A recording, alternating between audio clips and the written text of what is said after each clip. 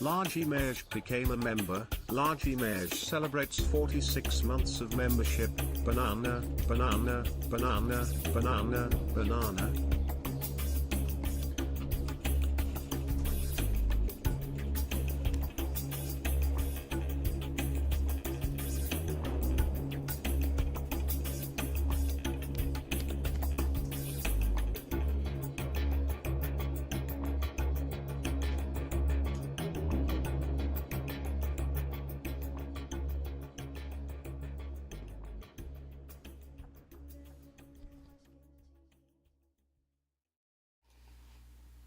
What's up, everybody?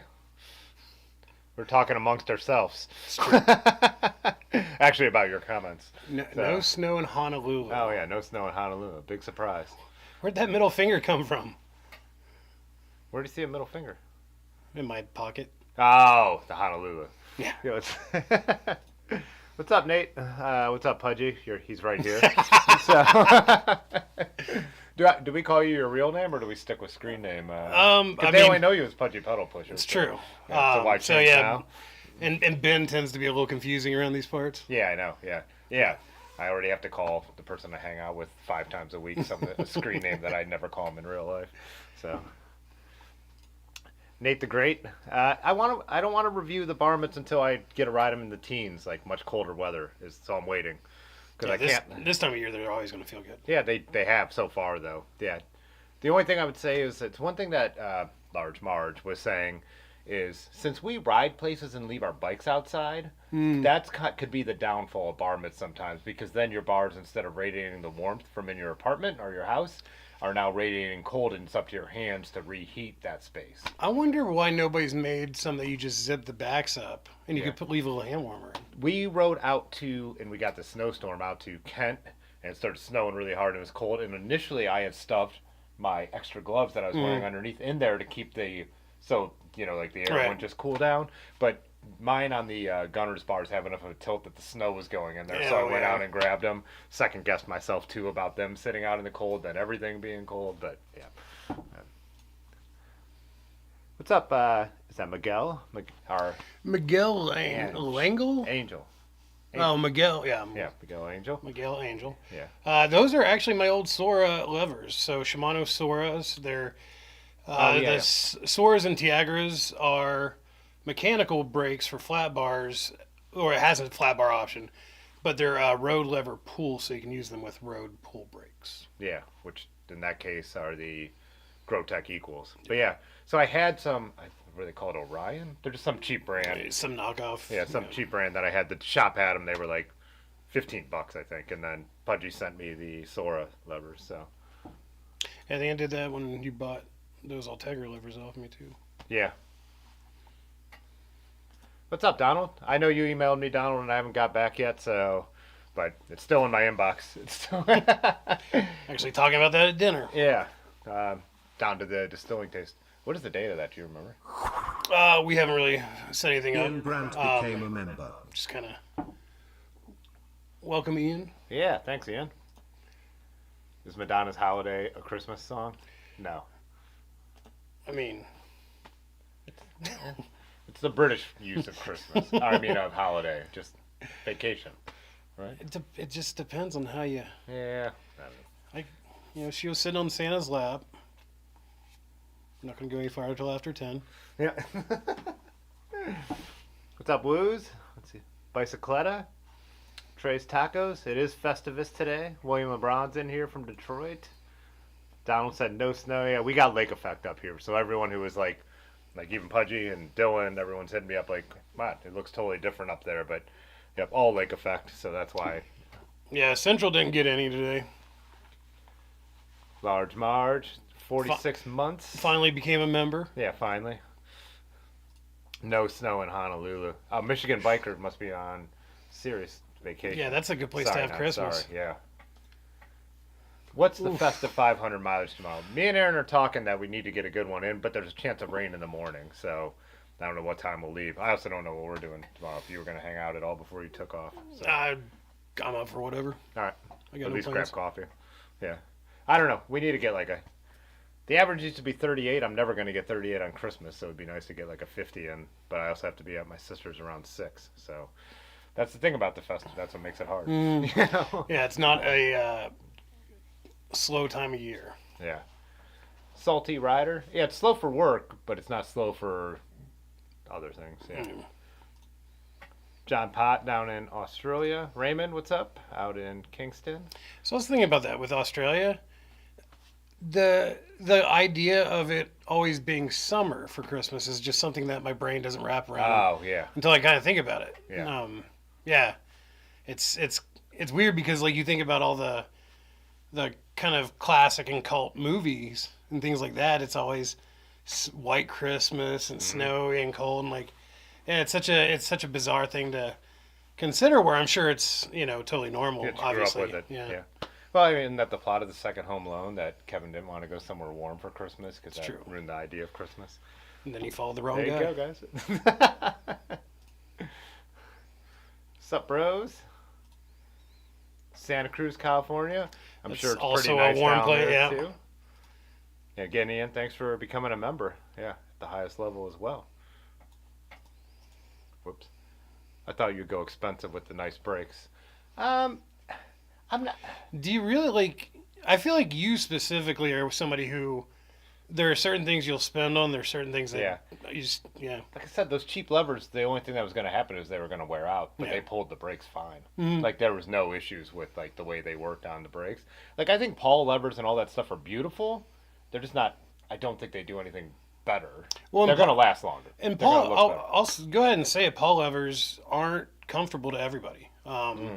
With the shape of the lever blade specifically, and that's personal preference. But we've definitely had some people with a little buyer's remorse who, as they really kind of grab a handful of brake, realize that some of those edges aren't as kind of soft feeling. Yeah, with the way they're machined like that. Yeah. Yeah, but again, I'm not like a big bike bling guy. I never have been. Like I don't have any like fancy headsets. I've started to get a couple nicer things here and there, like buy the top cap from your buddy Brian and stuff like that. But well, then I mean the only place that you have some kind of spending and some preference, it seems to be you like your velocity wheels, which those aren't outrageous. No. And then the Growltex, really. Yeah, and the the bars, you've got some money in those. Yeah, they got titanium bars. The Gunner's bars aren't that expensive though. No. Well, I traded them. Ben traded them for a bunch of stickers. So, but even that, they're Velo Orange granola bars. Those are expensive bars. The Thai bars were, I think those were expensive. Those were like two or three. From Wales, I'll be not in Wales, but I'll be in Ireland in February. Oh, nice. Oh, I didn't tell you that. Yeah, we're going. Yeah, I didn't know when you were going. Yeah. Merry Christmas, Ian. Another channel member. What does that mean? MC Maker and DJ Sven holiday rap. Oh, just a good Christmas song, maybe? Oh, yeah. I'm sure we'll find out when we decide to get demonetized. Oh, Miguel, you came over from Pathless Pedal. Thanks, yeah. That was crazy. Yeah. It was, we were talking about that, so a very, very small few of us kind of use this as an opportunity to keep in touch during the pandemic, and you specifically were one to get better at videography and the live stream option just to have for clients, and it just very organically turned into something I don't think any of us expected.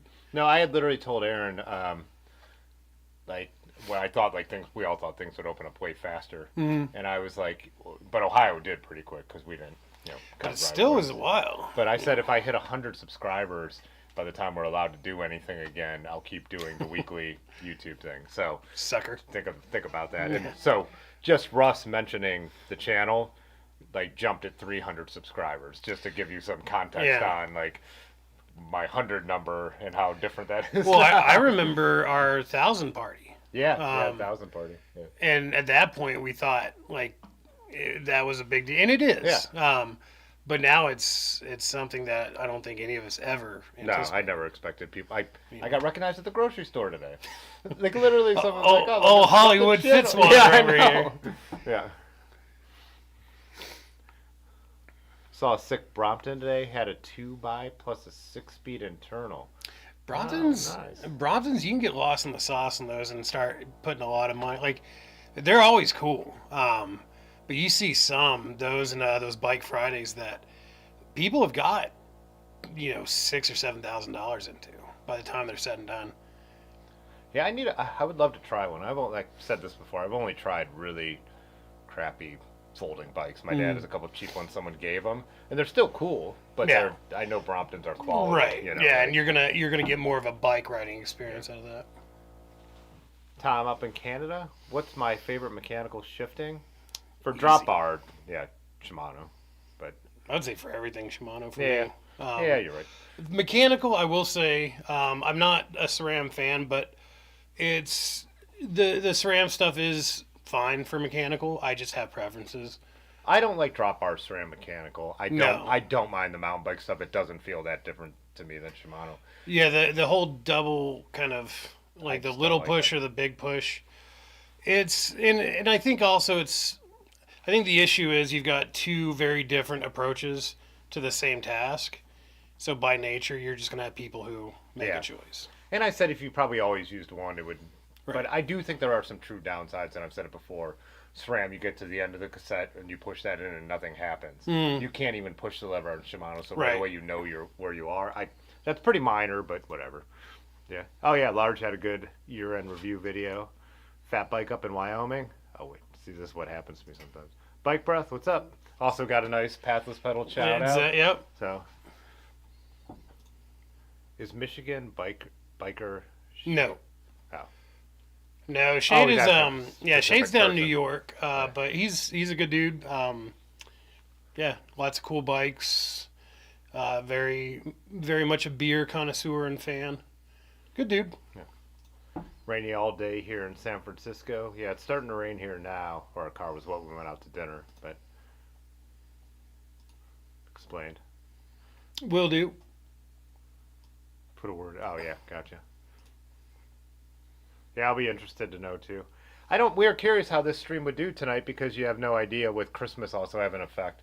Like I said, went to our group ride yesterday. No, today's Monday? Yeah. Yesterday morning, and I thought it'd be crowded, and it wasn't. And I think part of that could just be the holidays. It's hard to really say, so many factors. The live streams have been on a huge upswing the last month. Yeah, we've got 88 right now. Yeah, hit the higher numbers than it ever has, even last week. Yeah, I haven't used Microshift enough on any of their modern stuff to know. I've ridden a couple of the bike shop bikes that has it, but I've watched like Bike Sauce's review of Sword and a couple other people that are giving it really high. So Microshift definitely, I think, benefited the most out of any brand during the pandemic because they were sort of they were known, but not nearly like they are now, and they had inventory and people bought them.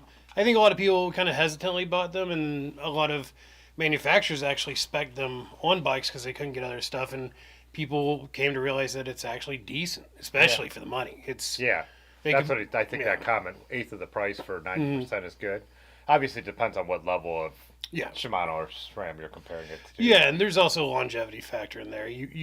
It doesn't have the shelf life that a higher end product, but you wouldn't expect that, and that's why it's a tenth of the price.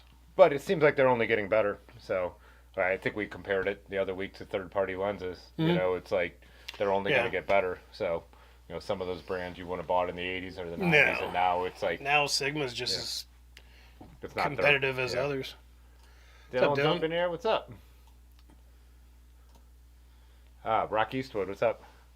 Trading in the bike world is the best. I traded a Sony ZV-1 for a Raleigh recently. Love the barter system.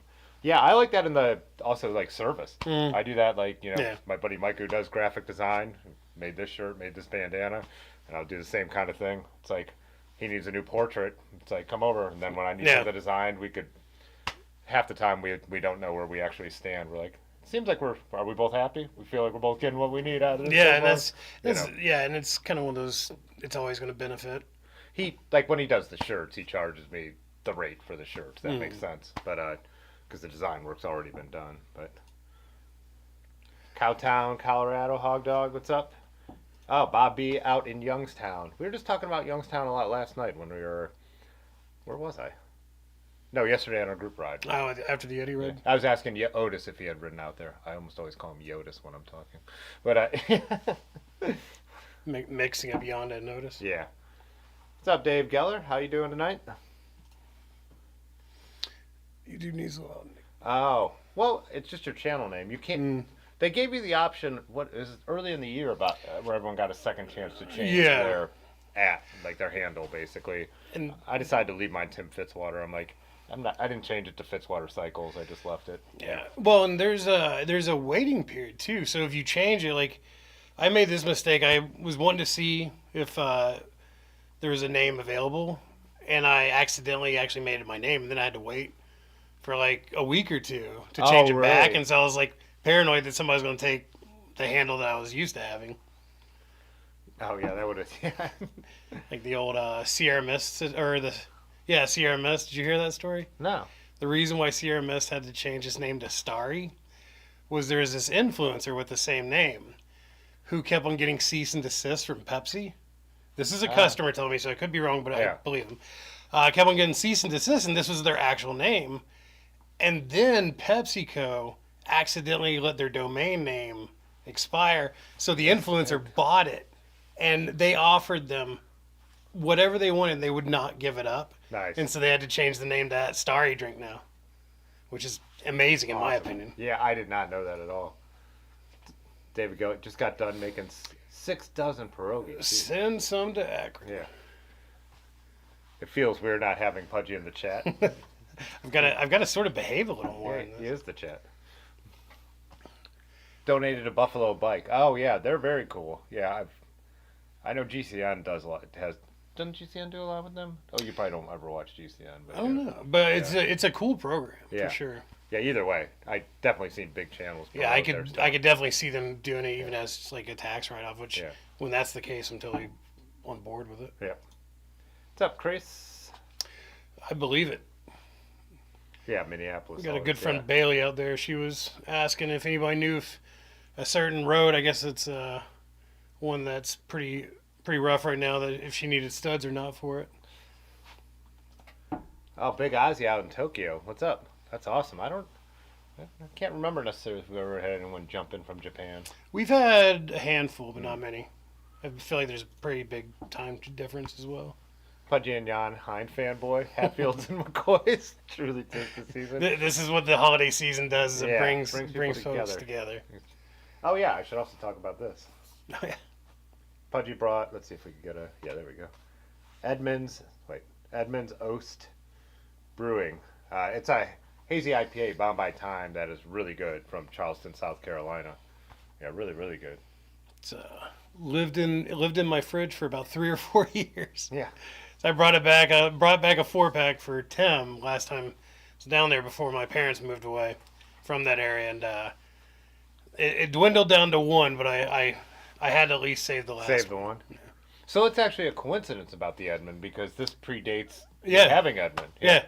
And also the spelling is even it's the same. correct. It's the right spelling. Yeah, the UND. People still get it wrong in like the comments, and I don't say anything, but I want to. I do.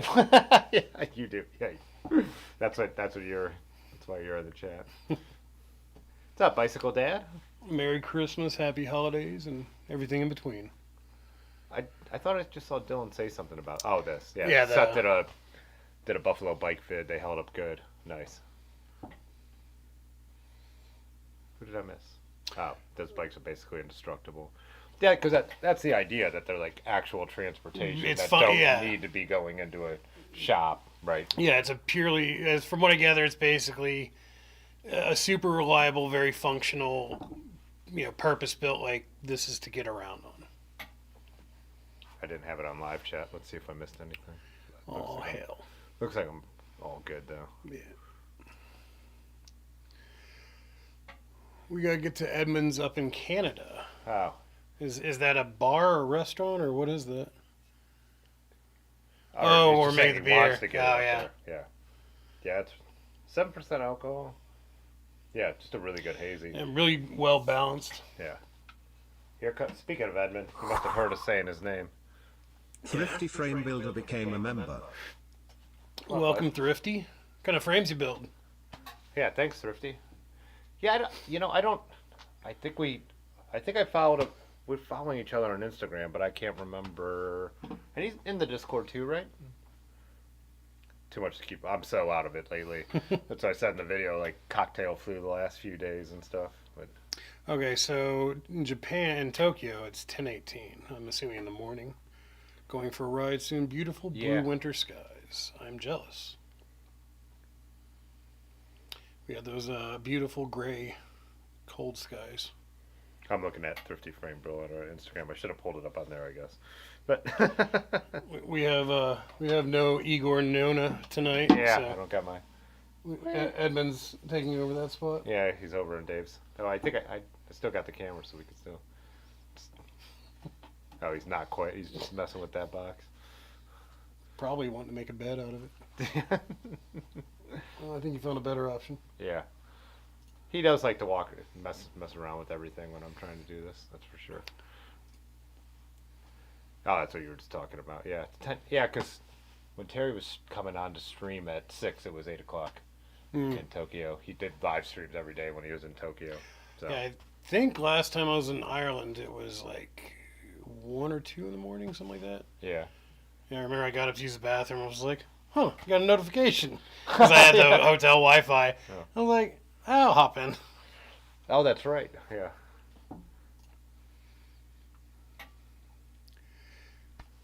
The Advent X is 3 years old and still running strong. That's good to know. Yeah. Yeah, it's good stuff. I mean, take care of it. Yeah. It's definitely going to pay for itself quickly. And so Sword's like big advantage.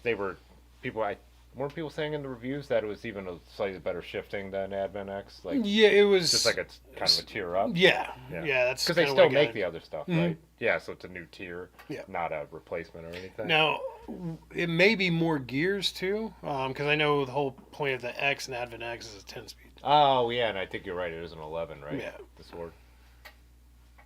Is it interchangeable with anything? So that's where that one channel that Russ mentioned, I kind of want to get kind of lost in the sauce in that channel, because he was talking about some channel where a guy basically goes through and his whole thing, I guess, is pull ratios and shifters and what will work with what. And so it's something where you could really just go down the rabbit hole. But if anybody'd know, it'd be that guy for sure. Oh, yeah, that'd be interesting to hear. Durace? Why can't I click on anything anymore? Oh, there we go. Okay, so you are in the Discord, yeah, and I did find you on Instagram there. Oh, Well, Yonda's in here. Got Yonda. My arch nemesis. Yeah. Yeah, if you guys have any like good questions that now we actually have someone who probably know the answer to, you know. Well, then Yonda could beat me in the chat. Yeah, exactly. Oh. There we go. Yeah, we were talking about this last week. It seemed like initially last week when people were talking about it, they had gone under, but now I've seen more posts about they're necessarily the case. I think they're looking for investors and somebody to kind of take the reins, but it's a hard industry for anybody of money to really want to put money into, because it's sort of a losing battle. Yeah, you know, nobody's getting rich off of this stuff. Yeah. Scrooge, Bill Murray is kind of like a folk hero in my world. I've just fan. I've seen bits and pieces. I've literally never watched Scrooged. I've never like sat down and seen that movie. We were talking about this last week, but I'd say to go to. I just don't have TV anymore, and I don't go and watch it. Christmas Vacation. Yeah. I still like Home Alone. Home Alone stuff Story. To be. Yeah.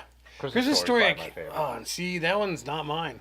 I think you were saying that in the chat when we were talking about it. But I think so. My brother really likes it. I think that's his favorite, or one of his favorites. And so I think he was sort of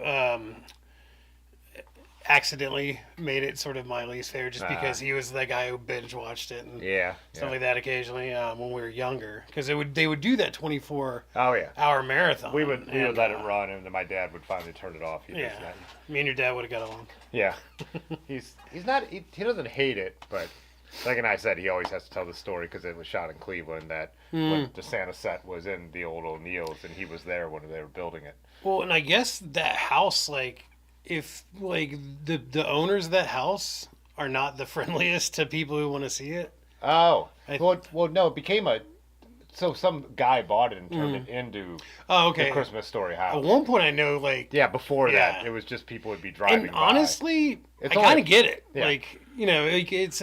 But then again, if you buy the Home Alone house or if you buy the Christmas Story house, you know, it's kind of a pop culture icon that you sort of sign up. So now it's a museum, and they've turned all.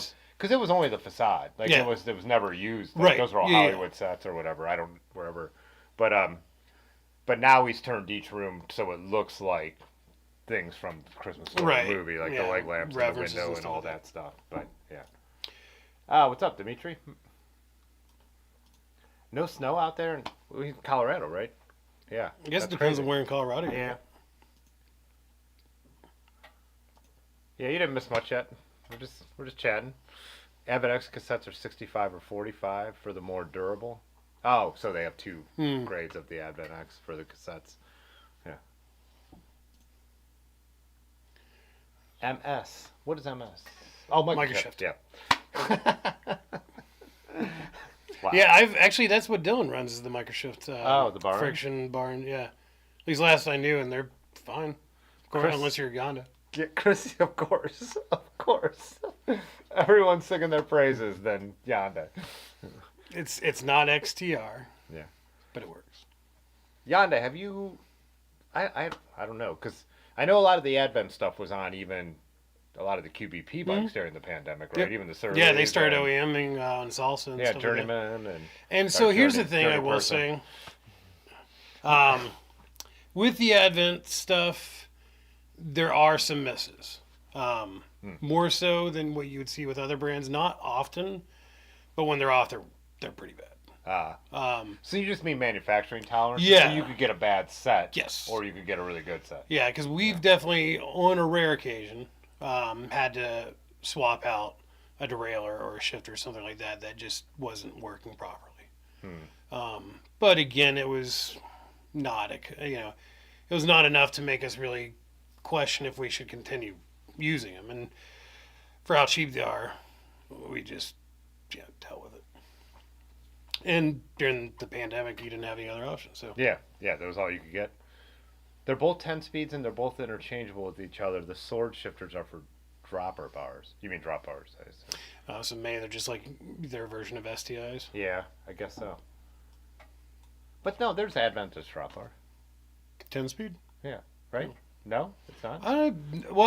So I know more about Advent from flat bar stuff, so I don't know if they do a 10-speed kind of shifter lever combo.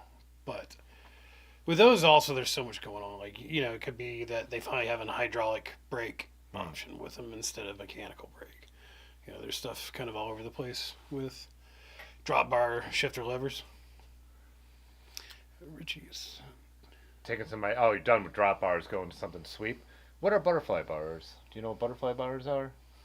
Is that a style or an actual bar?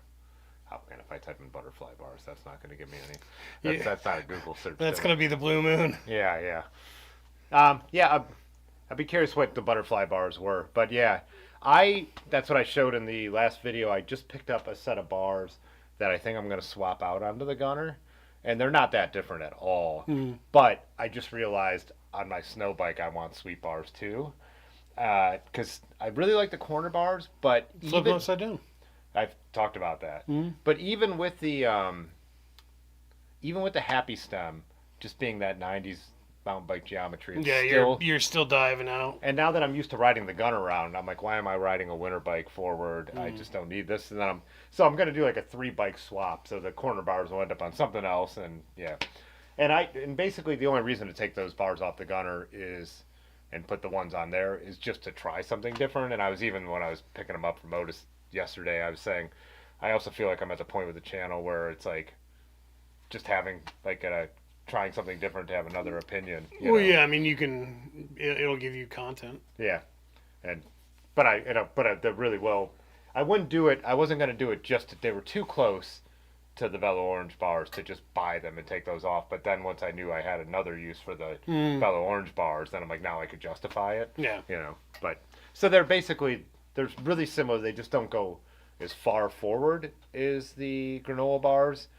The width is almost the same, so they just go a little forward and they come almost straight back. So you get that straight hand position, which some people like and some don't. I feel like I would really like it. Those ones that Bike Breath has, those are. I like those. Those would be fun to try sometime. These are Somas, and I can't remember. There'll be a whole video about it, but they're not the. What did I have from Soma? Oh, well, that was more of a flat bar. They're like Portmans or something. Yeah, something like that. Anyways, there'll be a whole video about it, but we'll see how I like them. Oh, I saw Eager put out that new video, but I have not watched it yet because I've just been like partying with old friends. I've only actually seen a snippet of the Pathless Pedal video. I still have that set to watch like this after Christmas when I could take time and watch all the other recommendations on there to see if I follow any of the people. So, oh yeah, the Christmas movie, The Die Hard Argument. Yeah, another movie I've never watched all the way through. I think I have too. For the Yamaguchi Tower. What's the Yamaguchi? It's the big tower in the kind of final scene that Alan Rickman falls off of. Yeah. Spoilers. Christmas Story reference. So yeah. And Yonda. Fragile. OEM Advent is hot steamy garbage. Yonda, the term is fragile. Yeah, fragile. He said the aftermarket. Oh, so they're different. Interesting. Which is actually not uncommon. Oh, isn't it? No. Like the big, like SRAM and Shimano do that? Or? More so in the past than they do now. But yeah, it was like, once upon a time, like you would have like an XT crankset, but with like a different material for the spindle or something where they could kind of cut a little cost out of it. Oh, so that makes more, because I've always said it's almost annoying how, much cheaper a group set is if you get it on a complete bike, but there also are real things that make it cheaper sometimes. Yeah, I don't know if that's still a standard. I know it was once upon a time. Why are bar end shifters so damn expensive even at the co-op? That's funny. I got like boxes of them because people just give them. But those are older speed. No, they're not 11 and 12. But friction, it shouldn't really matter. Yeah, it shouldn't. I didn't know they're so expensive. Maybe because they're trendy right now would be my only honest opinion. That's got to be the only because reason. They shouldn't be expensive. No. They should be, like, people give them to me. Yeah, well, the only thing I can think of is people are hoarding them now. Yeah. But I doubt it. Huh. I'm surprised the co-op even raised. Well, because maybe people are just building up bikes like that, which makes sense to raise the price on the stuff. Well, and everything went up during the pandemic, and very few things came back down. I'll do them. Yep, I run Microshift bars. Index for 12-speed SRAM. Love dumping the gears top to bottom in one swipe. Yeah. I do really. Well, I think that's another reason that, in my mind, Shimano drop bar mechanical is better because you could shift multiple gears in a swipe. That's like I just wouldn't give that up. That's a big deal. So back in the day for like downhill and slalom racing, we started really embracing Shimano's rapid rise stuff because it was the reverse, where you could start in a low gear but then just power through to your harder gears and really pick up speed quickly. Do you know who else really loves that? Who is all about it and trying to re-engineer it? Oh. Grant. Oh, really? Grant's been trying to re-engineer rapid rise. I was hoping it wouldn't have anything in common with that guy. Yeah, I know. The other reason he loves it is because if you ever get a ghost shift at those, you're shifting into an easy gear instead of a harder, which makes... But Grant, if you need gears, you're riding too poorly.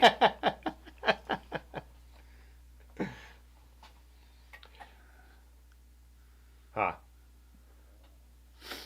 I'll take your word for it. But again, like, that's the kind of knowledge when you work in a bike shop and you see stuff over and over again that I'll never have, So,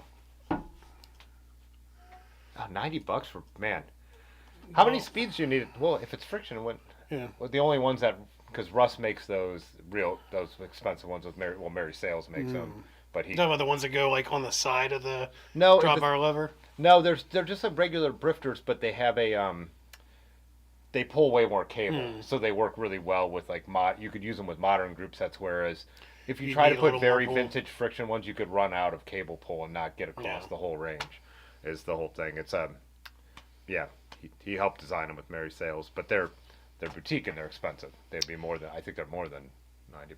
But Well, yeah, I I'm guess- surprised, David. If you're only trying to do like 7, 8, 9, I guess it would come down to hub spacing. So yeah, because they expanded right. though at some point, right? well, they've got just that certain amount that they can travel through. yeah, So if you're, if you've got a cassette that doesn't need that spacer in the back, like some 12, so it's 12, like modern hubs, you have to throw a spacer for smaller cassettes. And with a 12, you don't use one just because you have more space taken up by the width of the cassette. So if you were just doing, 7, 8, or 9, I think really probably any would work. A 10 or more be worth trying. yeah. I think there was a reason though. There was something with like 12. You still like because they did. The throw is Yeah, just different, not enough. yeah. Yeah. It can't get all the way through. It gets stuck on one or two. Finally, I guess. I've watched the videos and I still forget. butterfly bars are something worth googling. And reasonable portion. Google butterfly bars with safe search on. Not an animated search. Yeah. What's up, Chuckles? Got another OG The in easiest here. way to make any bike look seriously uncool. Is that like those infinity saddles? Are they the two? Yeah, the ones that kind of go up and Yeah. yeah. The two piece. They're like those. Yeah, I remember those. They definitely don't look cool. It doesn't mean they wouldn't be comfortable for certain situations, but they definitely Well, don't for look somebody like Rick, who was always wanted to be super upright, it was an option. cool. Butterfly bars equal trekking bars. Okay, I think we can search this.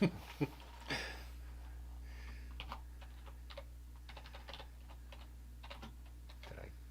Yep, I felt like I hit the wrong order. Butterfly bars, bicycle. Yeah. Yeah. Yep, exactly what we were. It looks like some out of like a. There's titanium ones for $250 at Walmart. Oh, Doesn't make- there's your answer on one description. It looks like something out of like an old '90s Nautilus weight room thing. Yeah, like these are the ones that when people are saying way to make your bike not look cool, definitely. No offense to anyone running butterfly bars, but yeah. It would almost be kind of interesting because you could rest your wrists on the back one and put your like it's like aero Do bars, some but way aero more comfortable. Wow, the Oh, look where backwards those brakes. are. Well, no, they're not bad. They feel backwards, but I guess they're not. No. Oh, that's If wild. you ever needed something more offensive than corner bars, Yeah. wow, you're just kind of locked into it. Like if your hand slides off, you're just in it. Yeah. Huh. Yeah, I do. It's funny. I guess I never thought of what those are called, but I always remember seeing those. Man, a lot of different Oh man, that is the ugliest piece of shit I've ever seen. It's a shamrock. Yeah. It's a 3-leaf clover. Oh, I don't have this fully on. That's and the little bar creature definitely ties the whole room together. That's an XT, so they've got some money in that bike. Oh man, that's too much. But then you could only shift and brake from way back there, like in the upright. Well, I guess if you're in the aero position, you're not trying to shift or brake, right? That's when you're just. Well, and you could argue that about drop bars. But why would you need that outside? Like, I guess it's in case you need every option possible. You got it. This feels like the GCN hacker bot. We could probably put some bar ends somewhere on there. Yeah. Oh, at least someone like wrapped them nice. Well, I guess. I mean, depending on your. But they went opposite. The brakes up at the top. Yeah, I wonder what's the These are on move. backwards. I No, feel- because they couldn't be because there's no thing in the center. I feel like this is assuming that you're always kind of way out front, which I think is Yeah. the reverse of what you want to do. Wow. Somebody who's taking life seriously. Flat bar. That was flat bar 2 butterfly. Flat bar's Oh. underneath. Yeah. Oh, he's just holding he's, it up there. He's showing you how to I install. was like, this is some bicycle pube stuff here. Yeah. I actually used to have that GPS like 1,000 years ago. That E-Trex, yeah. Huh. Those were hot stuff back in the 90s. Huh. There's your fold-up butterfly. That's technically the chrysalis form on the bottom that hasn't quite formed into the butterfly. This guy made it twice into the search. Yeah, if you're gonna get butterfly bars, you got to go foam tape. You got to go all in. Grip shift on butterfly. That's like offending everyone. Yeah. There's a light up there. I was wondering what that thing was. Oh, it's got 2 lights. Yeah. Yeah, if you do butterfly bars, you got to go foam bar tape. You just got to go. I feel like that's in. the stuff that they put on like plumbing tubing and stuff like that, the copper tubing. Yeah, it's like what I put over my heat pipes to keep them. This guy's got a book. Wow, a whole book about butterfly handlebars? Bike touring Dave'sTravelPages.com. Is that the subtitle? It's bike touring butterfly or is it? Maybe, hopefully that's a chapter. Yeah, I hope it's just a chapter. If not, yeah. This on a Bella Orange. This is what we've been looking at. Yeah, that's the bougie bars. Yeah. Oh, got the mirror. There we go. Look at that stack. We're getting into some canyon territory with some hover butterflies. I made that joke when I rode home with the extra bars taped to my bag in the front. I should have put that in the video. I forgot, but I looked at Otis. I go, look, I'm riding the canyon. He's a bike shop owner. He appreciated that joke. Look at that. What is that thing on top? So it looks like what you just were using to replace studs. Yeah. But I think it's a computer mount that's just over the top. Over the top. But is I guess, the right phrase. but I guess if you were gonna tech up your butterfly, that'd be the way to do it. But why the T? Like, is that what that is? Yeah, you put a computer and a light. Oh, and a light. It's a double mount, and it's made to attach the butterfly bars. Really? There's a whole world I'm learning about here. Man. Wait, these are bar ends put backwards onto bullhorns? I think that's like just kind of like those Molokos and. This is like DIY butterfly bar. I think those just kind of felt like guilty by association. Yeah, yeah. Oh, there you go, bar ends. Yeah, bar ends and mirror and computer and light and bell. Good Lord.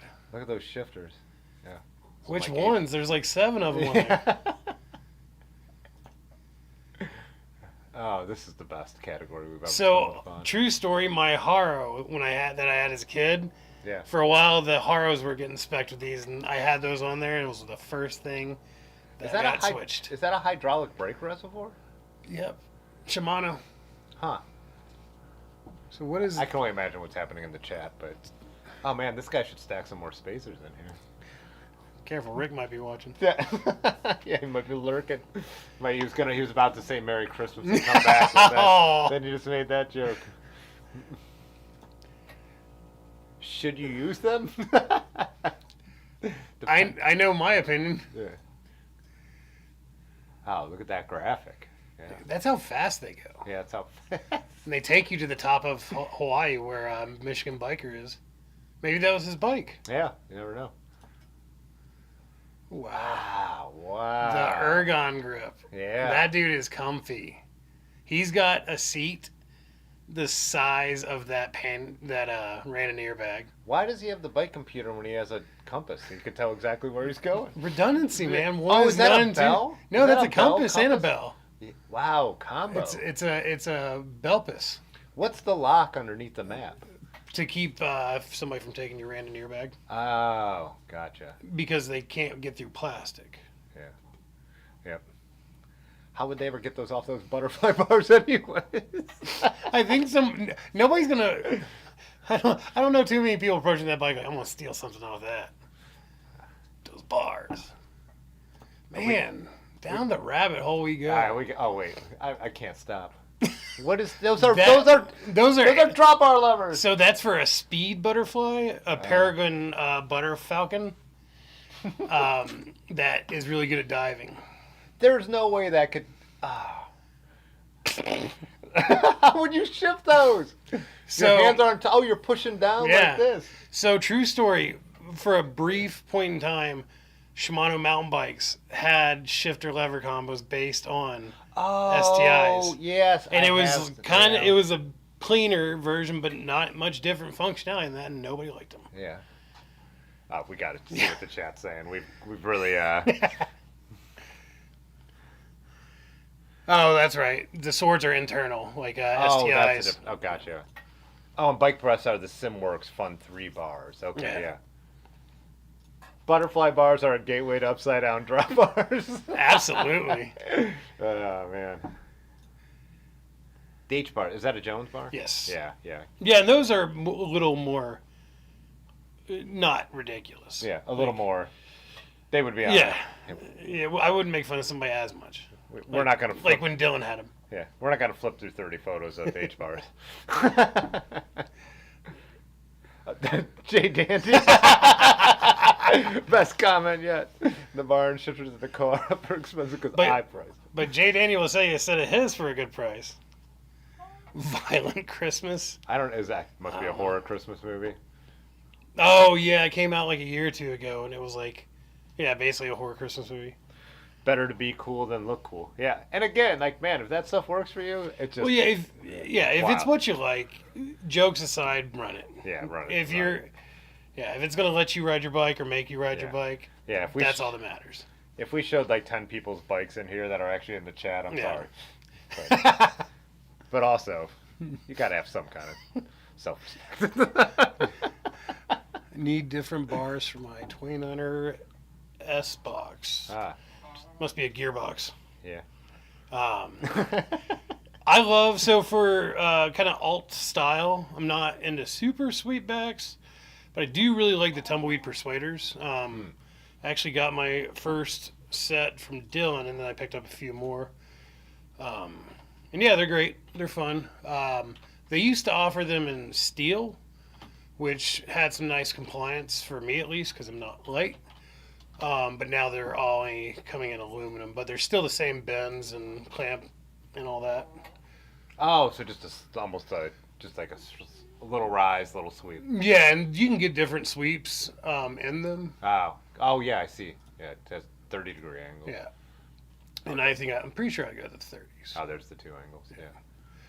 Yeah, they're fun. Kind of leaves the door open for somebody who doesn't want just a full sweep kind of back bar. Yeah, if you don't want to go as dramatic as some of us are now going. Oh, the Mary Sales shifter is $200. Yeah, that's what when you machine stuff. Well, yeah, I mean, actually, that's a good price for a boutique item. My Durace ones were $90. Yeah, $90 Durace bar ends. That's reasonable. They're probably worth. You more would than that expect, now. yeah. They're probably now that they're cool. Yeah, 8-speed. Yeah. Yeah, you'd be fine with any of them then. Brand new Microshift, $55. That's probably the way to go, David. Yeah, the Microshift bar and shifters seem to be good. The alt bars. Yeah, they'll come. They'll probably be back. Get them now. You'll be ahead of the trend. Yeah, you'll be able to sell them. Yeah. Once Russ does a video about them. Offense intended to hold back. No offense. Yeah. No offense. We're just gonna roast the next 30 sets of butterfly bars we see.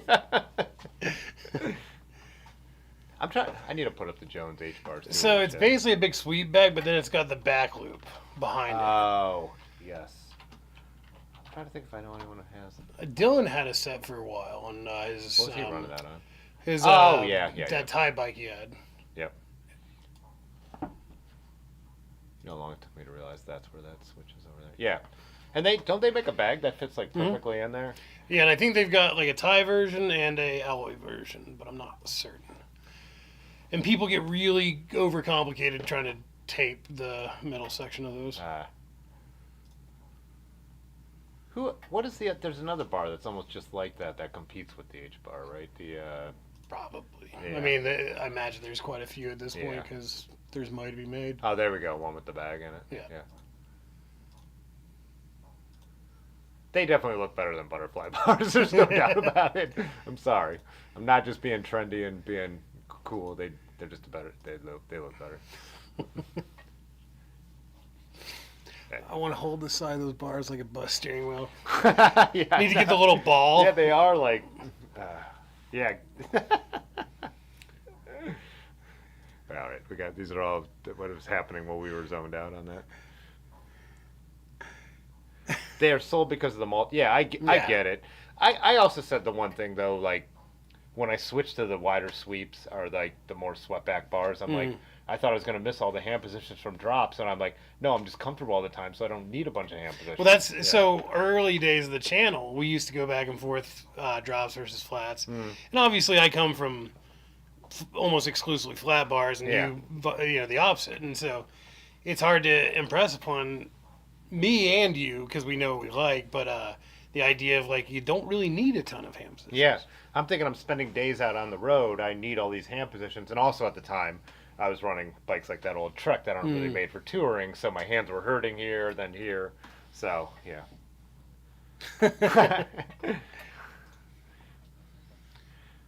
Feels like a shake weight promotion for him. We're gonna get into the slap sacks later. Yeah. They're stiff as cooked Pasca. Cheech and Chong bars. Butterflies on a Brompton Jesus. As well be a suspension stem.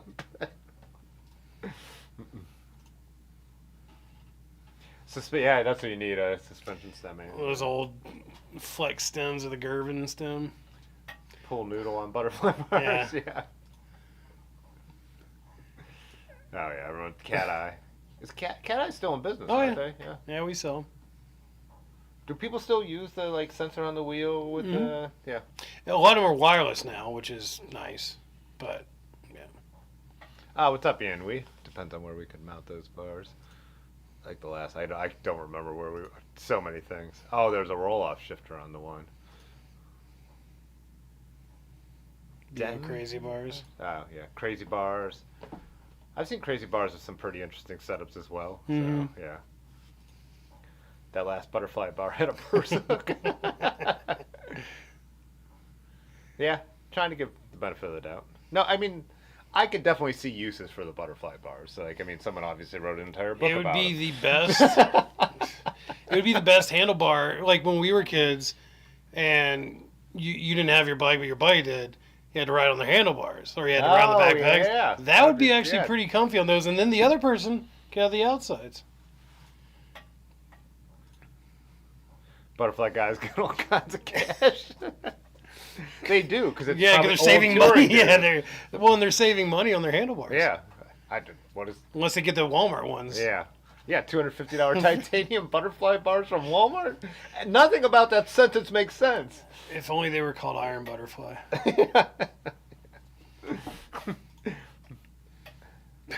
Screw arms, I'm saving for butterfly bars.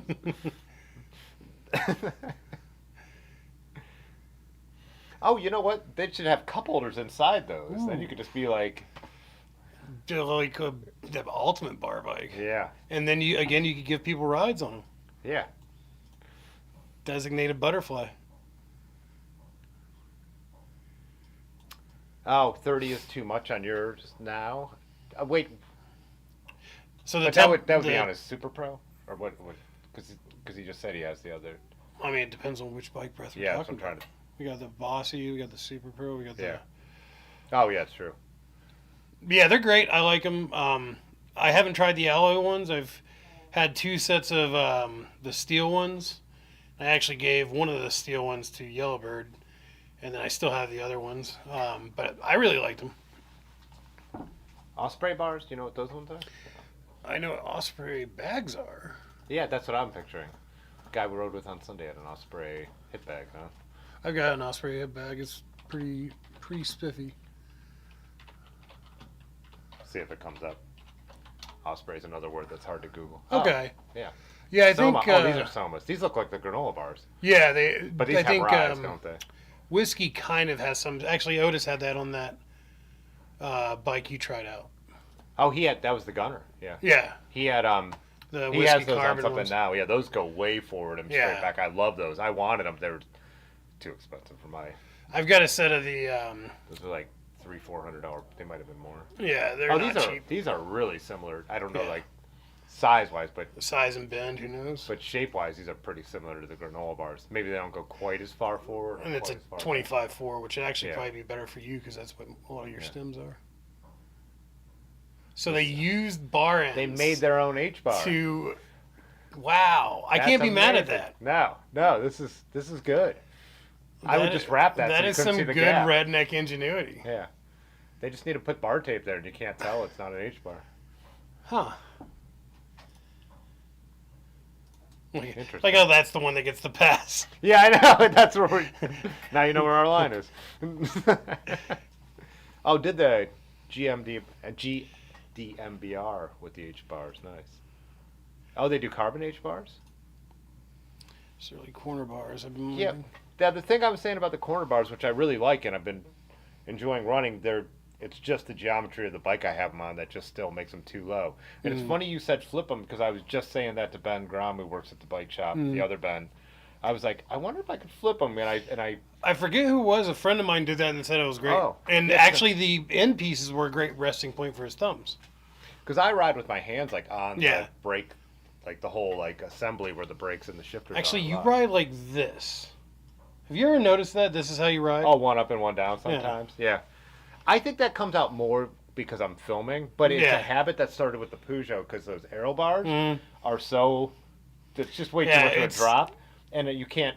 I couldn't get like braking leverage, Right. So I started doing it on that bike, and now it's a habit that I have not broken. Yeah. No, it's funny because like once you see it, you don't unsee it. Someone just called it out for. I think one of the first times in the comments who said, "Why do you ride with one hand on the top and one hand in the drops?" And it's from riding a vintage Peugeot that's way too slammed for someone my helps age. me turn. Yeah. Plastic center bag on those. Yeah, Molokos. That's what I was Yeah. thinking. Molokos are like the H bars. The Jones cut bars. Yeah. The Jones were great. Chill on the flats, then arrow on the front. You either need a really long reach bike or a long stem with a dramatic back sweep. So in the end, that's why you didn't like them. Gotcha. Yeah, I remember the '90s mountain bike scene was a fan of the massive. Like I still have it somewhere, but I've got an Icon, which was a Bontrager before Trek had Bontrager. You know, their house brand was Icon, and I think it's 150 or 60 millimeter stem. Really? Yeah, and wasn't like. I mean, it was. I think the shortest stem I had in the '90s was 130. That's not surprising. Yeah. I look at the one that came on the Marin, and it's just insane. Yeah, well, Jeff Frane's just selling that Fat Chance that had that salsa, Yeah, ridiculous thing. Somebody's gonna screenshot that. Oh, this is what he's saying. Did he mean to say tits? Yes. No, that's just how he's. Nobody accidentally says it. Yeah. LHT. Oh, long haul trucker. That's how he's got his long haul trucker set up. Yeah. I don't know if I would have pulled that out if I didn't know Yonda personally. Chinelli double trouble bars. I do not know those. I'm not familiar with those either. Yeah. Check those out. I do sort of miss my old Chinelli, and you might want a backspace. Whoops. Yep. What was that called again? That's Double why- trouble? I don't know why I stopped copying and pasting this. It's the easier way to do it. You know, scan gun. Oh. Those Oh, are- down here. Oh, okay. It was drop it's- bars came up first. Oh yeah, Yeah, that's. just a bigger clamp size, a smaller gap between the front and back. Yeah. And you do that so it's not so. Sweet back bars with a little dingle ring. Yeah. Couldn't put those on a vintage bike. Not putting those on a quill stud. You could if you didn't want to turn. Yeah. Or you would never. You just stab yourself in the legs. Yeah. Surly open bar. Those are. Got a few friends of those. What does the open bar look like? I can't remember. It's. Well, it came. I think it came out right around the same time as the corner bars, and it was basically another kind of alt bar option. Oh, it has the. Oh, it's this one. Yeah, so it's kind of like that granola bar. You said? Yeah, it's just a sweep. Yeah. Yeah. Whoops. Yeah. Again, very granola bar like. And the thing I do appreciate about Surly is so that you don't have to guess. They put one logo on each direction, so you know you can flip it. Yeah, nice. Yeah, I've never done the Ronnie thing of having it high enough where you tilt the Down, almost down, yeah. And It's comfy. Otis is into that too. Yeah. He's talked about it. When I was looking at the new ones, I'm like, no, it's still not gonna. I'm still gonna have them pretty flat. But it feels sketchy though, because you definitely feel more compliance. Well, because you're also getting it with the bumps you're taking in front of you too. Yeah, he was saying, like, I know Ronnie always calls it like sports mode or something like that. This is the rise of the butterfly. Some Osprey, yeah. Oh, did we not find it? Was it? No, we got it. We're just way behind, right? Yeah, yeah. Like Jay Dandy, I was saying, I probably already answered your question. It's just with the geometry I have, it's just still too slammed, even with a happy stem, which is insane. So.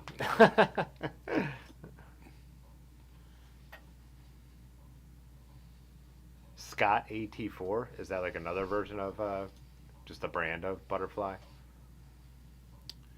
Bull moose corner bars would be cool. But then you can only have them a certain way. Yeah, yeah. Because it'd be welded to the stem. Yeah. Put windproof mittens over your bars. I don't know. Maybe that's talking about your pogies situation, but... Yeah. There are definitely that's the problem with corner bars. There's not really a way to put, if you wanted pogies on there, which is another thing I was saying to Ben and when I was buying the new bars. I'm like, if I go sweep on my winter bike, then I could have them on there. Yeah. Whereas right now I can't with the corner bars. Which of these bars are you recommending for bushcrafting? The pathless pedal bush bars. Bush bars? I just made that up. Oh, yeah. I would, butterfly bars for sure. Well, you got a bushcraft, you could fit everything you need on there. Well, and then you could stay at a butterfly bush. Yeah. Put your firewood, put your... I think I would just shorten it up and call them butter bars. Butter bars? BF bars?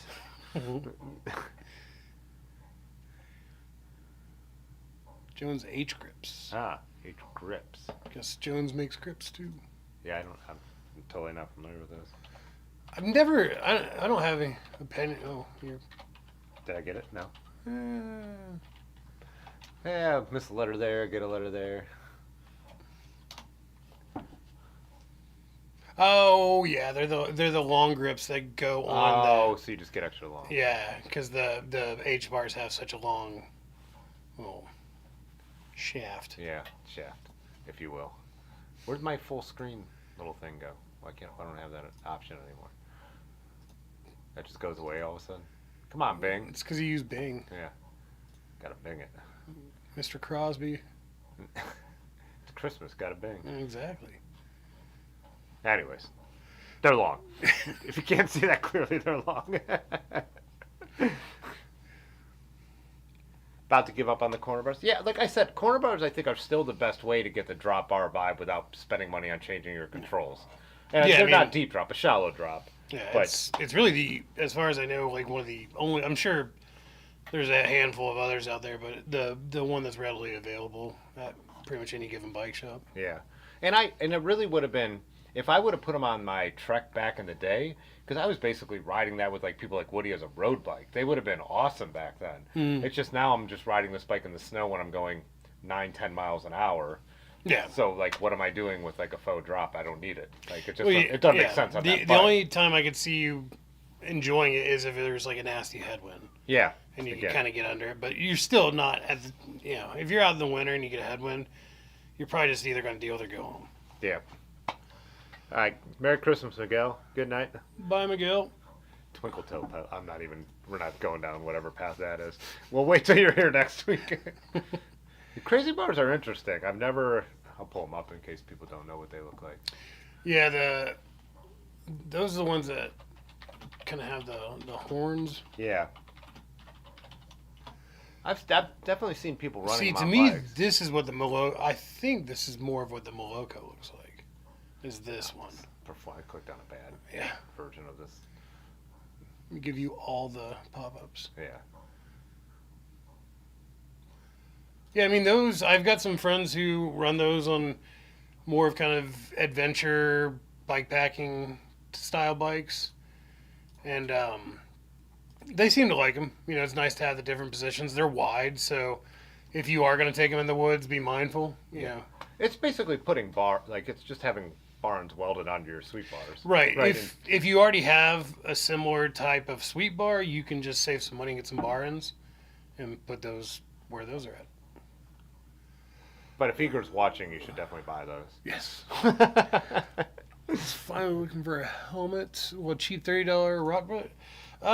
So helmets, my only thing that I really want to push is something like MIPS or a MIPS-like product. I know Smith has their own version of MIPS, and basically what it does is it allows the helmet to move independently of your head in the case of a crash to protect you from more serious injury. I don't think anybody needs a $200 or $300 S-Works helmet or a POC, right? POC, right? Yeah, I mean they're great, and if you want one, get one.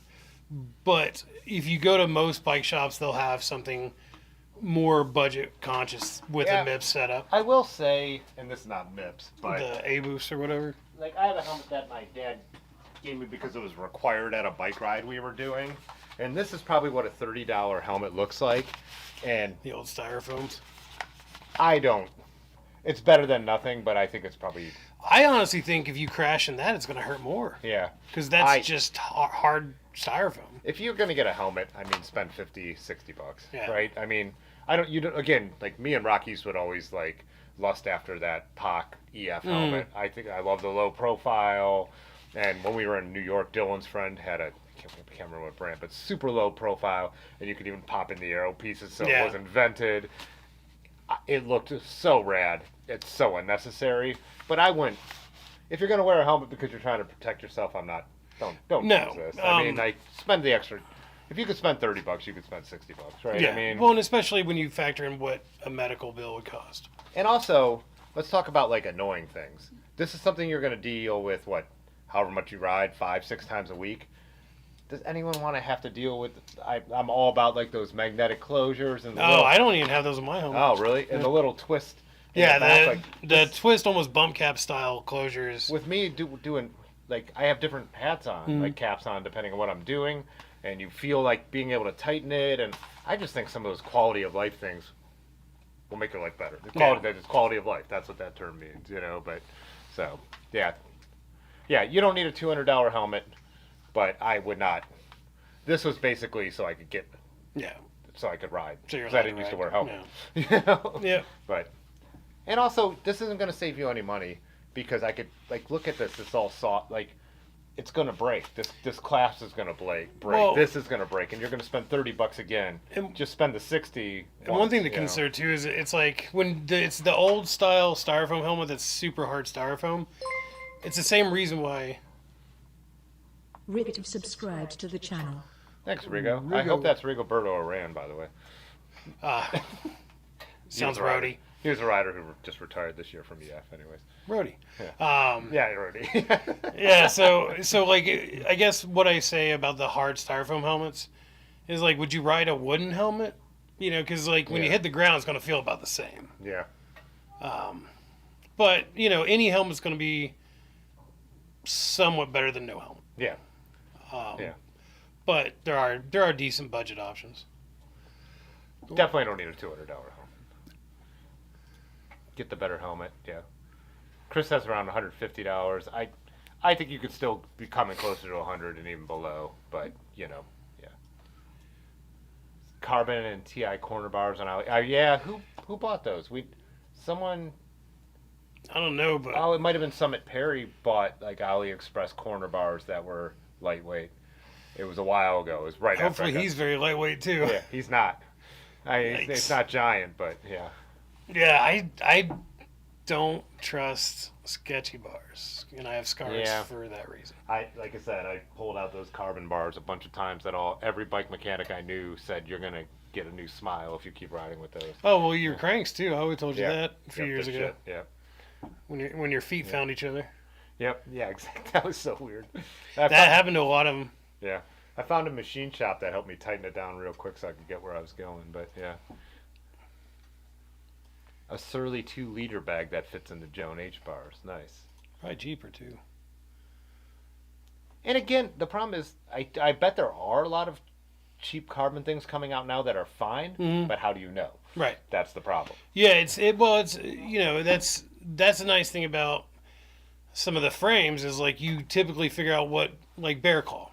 They're not made domestically, but they're quality frames. Yeah. And people know that because they've developed a reputation over time, but AliExpress is going to say every single thing they've got is amazing. Yeah. Because that's their job. But you don't really get to see a lot of people actually riding this stuff. Because a lot of people probably aren't looking to really necessarily brag about it. Not that there's anything wrong, but no, you're doing you don't see it and saving some money and whatever.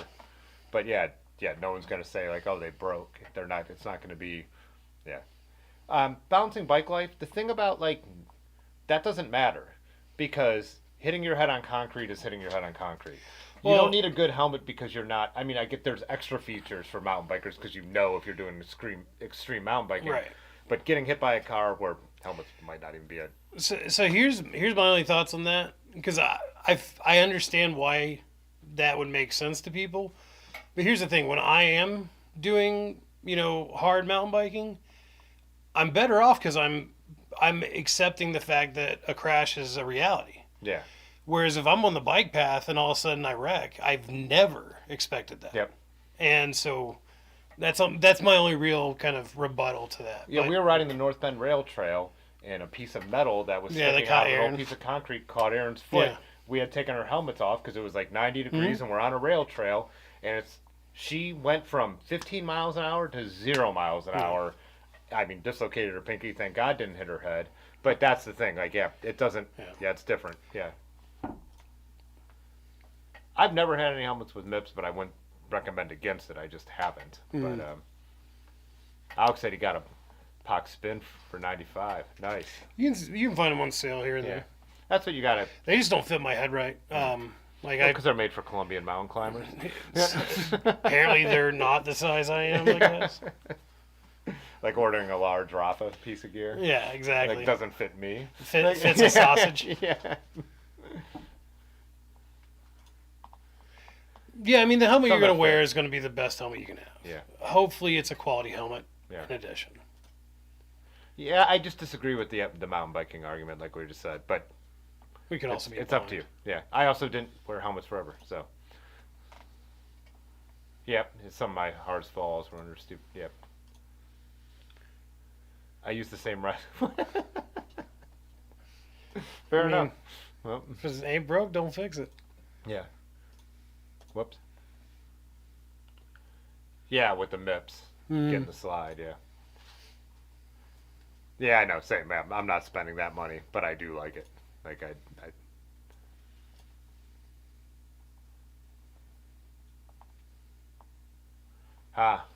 Dylan's small head and lack of hair really finally benefits him, huh? He's got that redhead in him. Yeah.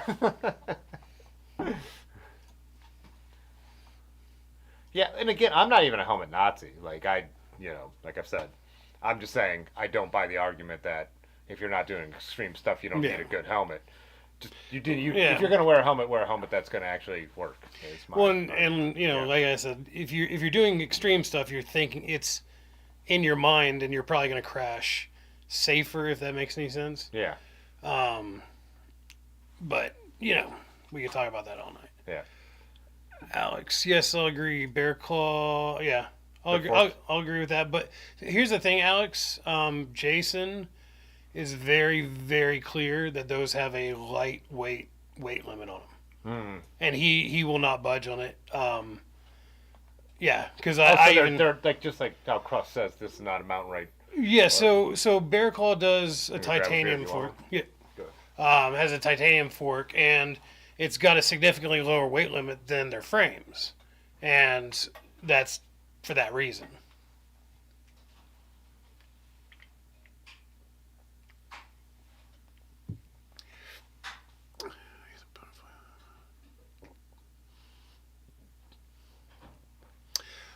LB says, I hear the butterfly bar has an arrow position where you just put your arms through the holes.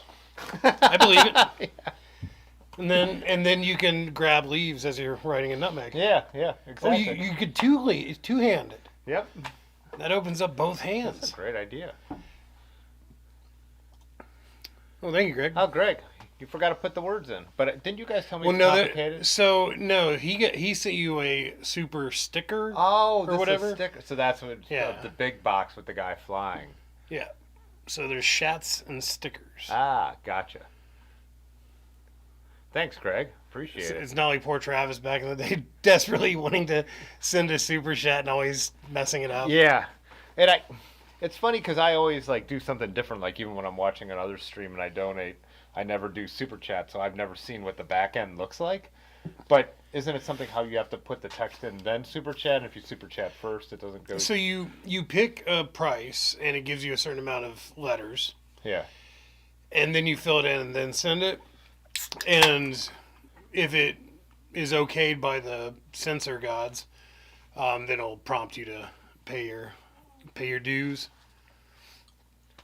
By the way, we got some heady toppers. One of the most famous. It's kind of like that. Yeah. First, I don't know. It always had a. It really blew up, and it's not bad. It's a little less balanced than I like, but that's what a lot of people want in an IPA, is they want it to be really hoppy. You know who bought me my first one? Rick, when we were in Philly. That we were at a Mexican place. We rode up the Schuylkill River Trail. And he was like, there's a cool Mexican restaurant with a patio here. So we went there, and then I saw they had a heady topper. He's like, I'll get this. And I'm like, it's $8. You don't have to get that for me. But he was like, you came to Philly, we're riding bikes, I got it. So Yeah. I remember I used to drive past the Alchemist Brewery sort of regularly when I lived in Vermont. It's Vermont. And yeah, and it was before they really blew up, and I just really never get because at that point in time it was a lot of Long Trail and Magic Hat and all those were kind of the big Burlington and Vermont brand. Well, Long Trail is not Burlington, but yeah. But then once the IPA boom happened, those guys were pretty much done. Yep. No, I agree, Gary. I mean, like I've said that even when Terry made his helmet video with Bike Snob doesn't wear helmets, and he was like, if you get hit by a car, helmet's probably not going to matter all that much. I get it. It depends, but it's whatever. It's one of those kind of token moments of like I'd rather have it and not need it than need it not. Yeah. Rafa sizing is worse than chrome shoe sizing. Chrome shoe sizing is the worst. Really? Yeah, I'm like, why don't you just peg them to Vans? Like, they're totally different. So I'd wear like an 18 in chrome or something? You'll buy them and you'll be like, I sent my first pair back and got the next pair and they still weren't quite right. And I'm like... Yeah, I just hope Shimano stays with their sizes because I'm at the biggest size they make now and I don't want them to change that. Dumb people need helmets? I don't want to say that. I just... Like I said, I'm not a helmet Nazi, but it's like a seatbelt. It's most of the time you get in your car, you're not going to crash if it's an extra layer of security. Well, and for me, like everybody make their own choice, but if you ask about it, you obviously want our opinion. Yeah. Whether you agree is your own choice. Yeah. And that's fine. That's why. I've definitely crashed without hitting my head too. I crashed before I wore helmets. I've crashed since, but I've also crashed and smashed my helmet onto the ground, and I'm glad that night it was on. So. Yeah. But. I drink beer and ride my bike, and I ride my bike on stupid shit. A helmet makes sense for me. Right.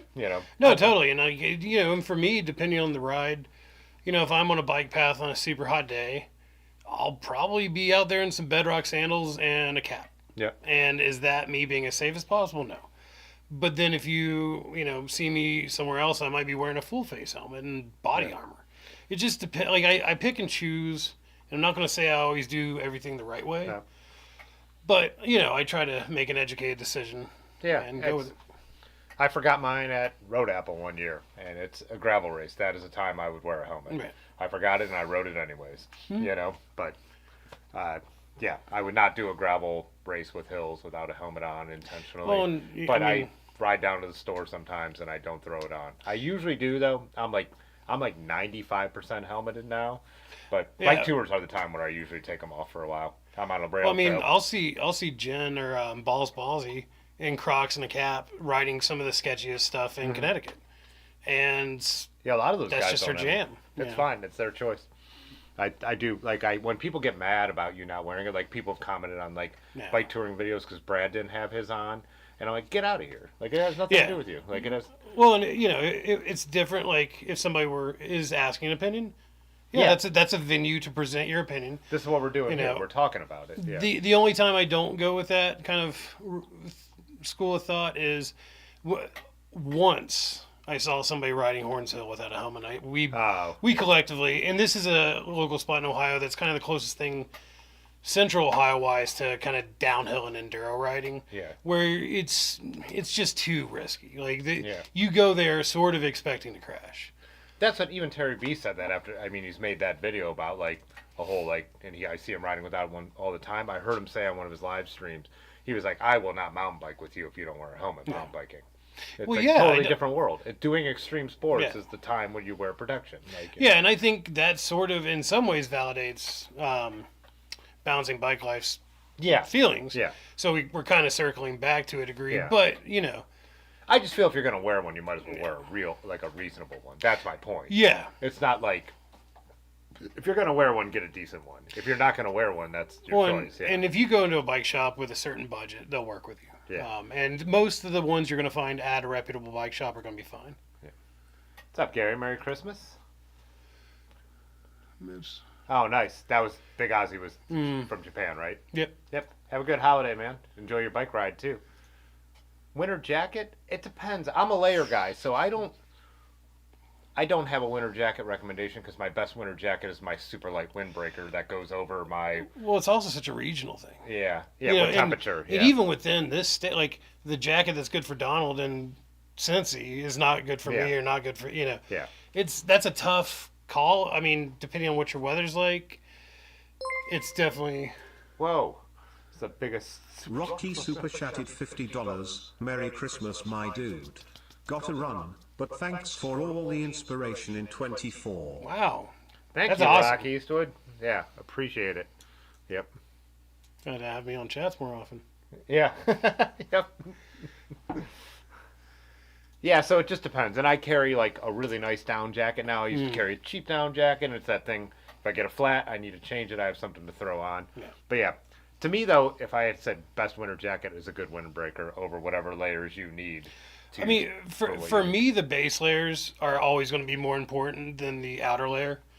If you've got some solid wool layers that are your base, like, because this is something I used to do a lot of rescue dives and ice diving and things like that, and your money was just as much in your base layers as it was your dry suit. More so in the cold weather stuff. Because there's really the surface that's getting hit by the temps and the wind and all that stuff is going to be the thing that has the least amount of help. And as you get down to your core, you need things that are going to, block that outside surface, but then also use your own body heat to its advantage. Yeah. Which with diving, it meant a lot of wicking layers and thermal layers because you got to get the moisture off you to, So it's a whole wormhole. Well, that's why there's hundreds of YouTube videos, including mine, about winter riding, and there's just nuance to it. So, thanks, Dennis. And Gary said helmet false sense of security. I've heard that. I think that's your personality dependent because putting on my helmet doesn't make me do anything different. But I could see there's studies on this, and it's. Well, I'll try things wearing my full face. Like if let's say I go to Horns and only have a regular mountain bike helmet, I'm gonna take it easy, just because teeth are expensive. But if I have my full face, I'll be a little more inclined to not be as worried about landing on my face. Oh yeah, this bike breath proof. I wear a helmet to avoid the commoners who act like I'm a murderer when I don't. Yeah, it's real. Helmet knots. And again, I'm like, you've bought into the car culture thing because that's the whole idea that we're at fault. Like the whole first thing when someone gets hit and hurt, and it's like, was he wearing a helmet? It's like, no, fuck you. What did the car do? What's the car do that hit him? Did they break the law? Did they not stop at a light? Like, I get really mad at cyclists who like always call out other cyclists for stuff. It's like, no, you've bought and completely into car culture.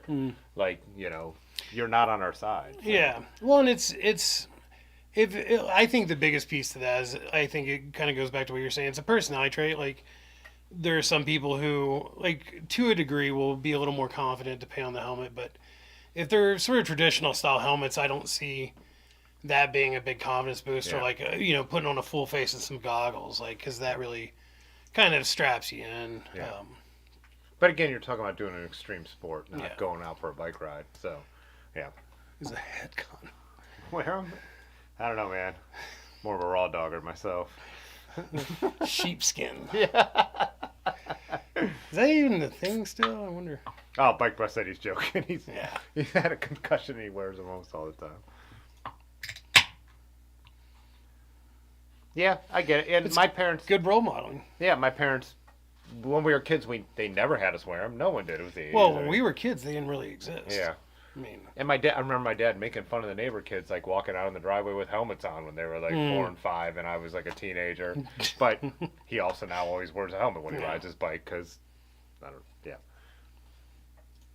yeah, and there's a million stories like that, Yeah, like I said, wear them if 100% if you're doing extreme sports, and it's up to you other times. But to me, it's just a why not. It doesn't bother me. It's a good habit. It doesn't bother me. And that's why, like, Get people used to it, doesn't focus a lot on the price of helmets, and I know there's a lot of expensive ones. What I typically tell customers is buy the helmet that you will wear. Like, if you like one, Yeah. and it's more than your budget, but you can wear it for the next 2 or 3 years, then is your budget really spot on for that timeline? Yeah. If it'll make you like it and excited to wear it and go ride. Yeah, started wearing it because they were the law, and now they feel normal. That's how I was. That's interesting, yeah. None of my friends wore them except I think AJ, who owns Hack and Coffee. He would be the only one on the ride with them. And then slowly, as everyone got in accidents, and everyone just started wearing them as a why not, Well, yeah, you hit your head hard enough, you do learn some things. Hey, what's up, Modern Pizza? So, he's out in Albuquerque. Yeah, met him at, as he said. But I already, anyways. His name is Modern Pizza. Yeah, thanks.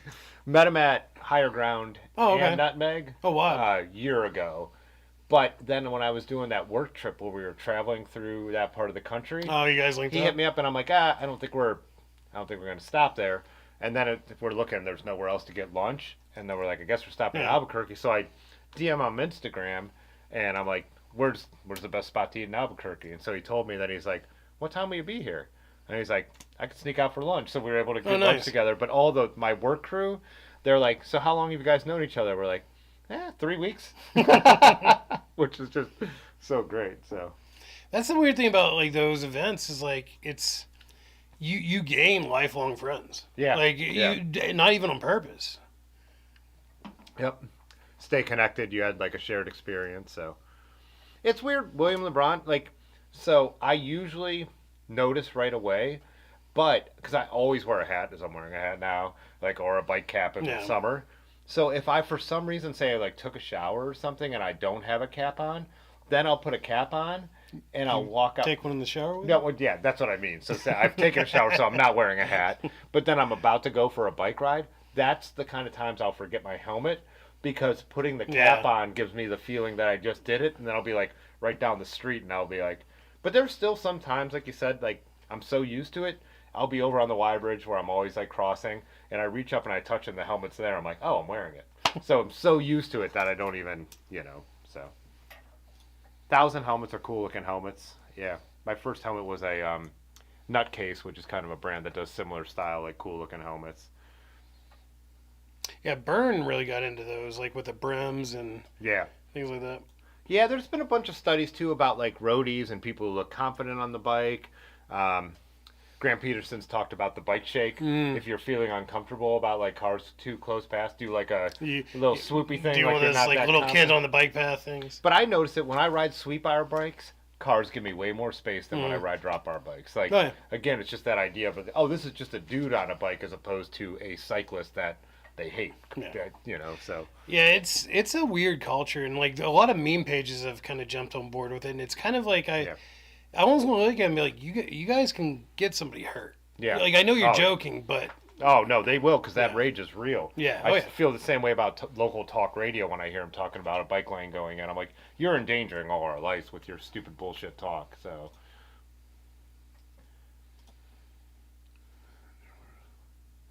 Yeah, I don't know Nate, I have no idea what the certification process is. So, no helmet at horns of bad. Yeah, we all just froze at the bottom and started. That's insane. Yeah.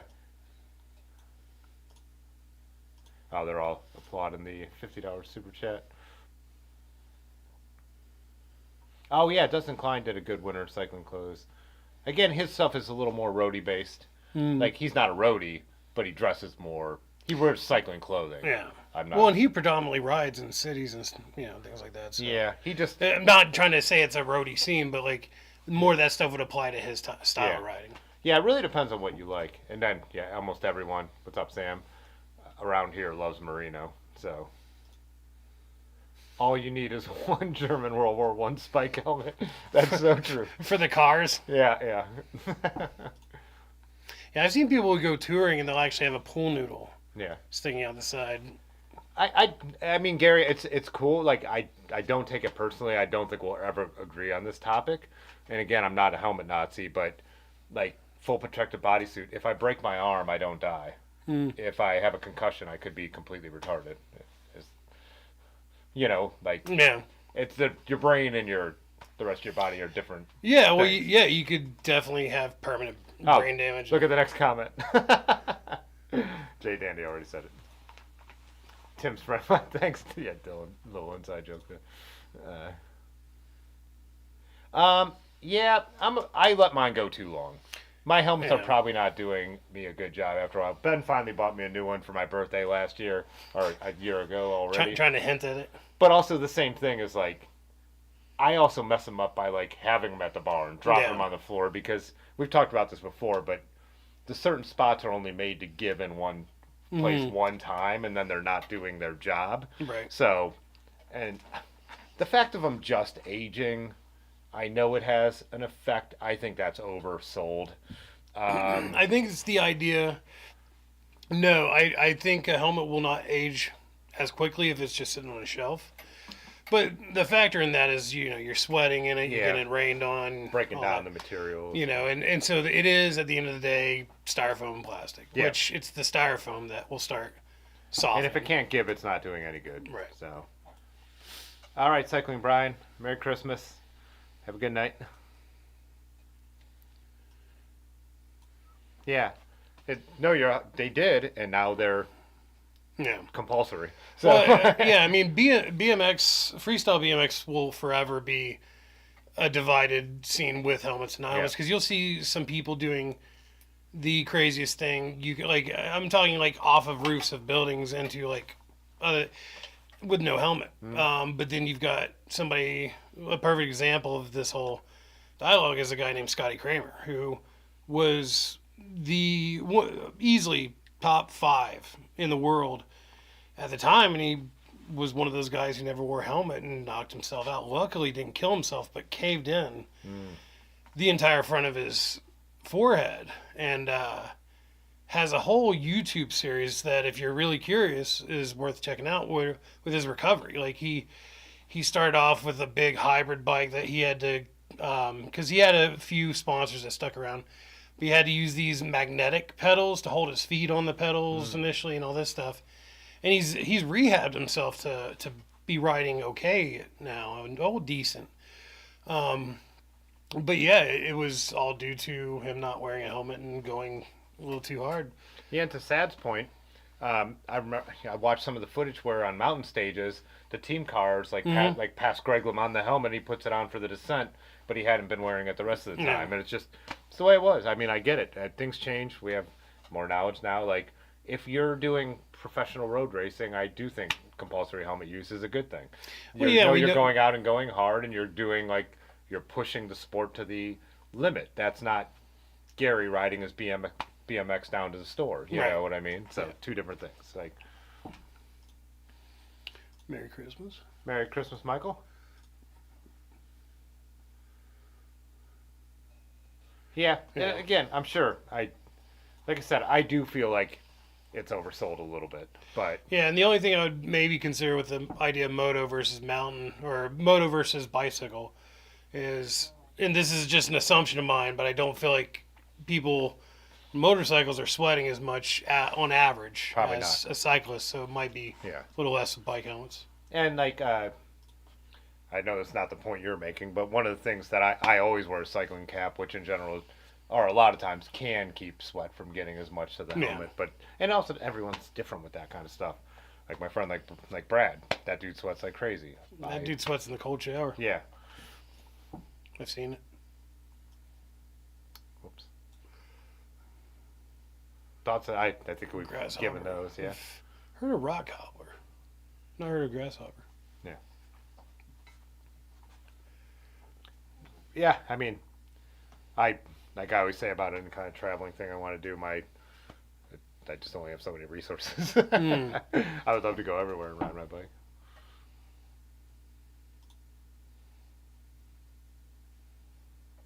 Yeah, no, they're not foolproof. No one thinks that. Yeah. Well, and it could have. Somebody would conversely argue that it could have been much worse. Yeah, too. it could have been. Yeah, who knows? Yeah, she had traumatic brain injury instead of being dead. Maybe. I don't know. Yeah, I'm I just mean, it's saying, a horrible thing to have to think about, but Yeah. unfortunately, it is. People always talk about like the studded tire thing. I said in the latest video, I hit an icy corner. I almost went down, but I didn't. Would I have gone down without the studs? I don't. Yeah. Maybe that same thing. I don't. Doesn't mean. Yeah.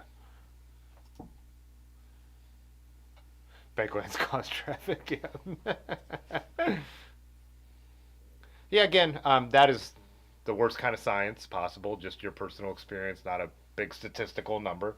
Well, That's- yeah. and the environment is something you can't control all the time. Yeah.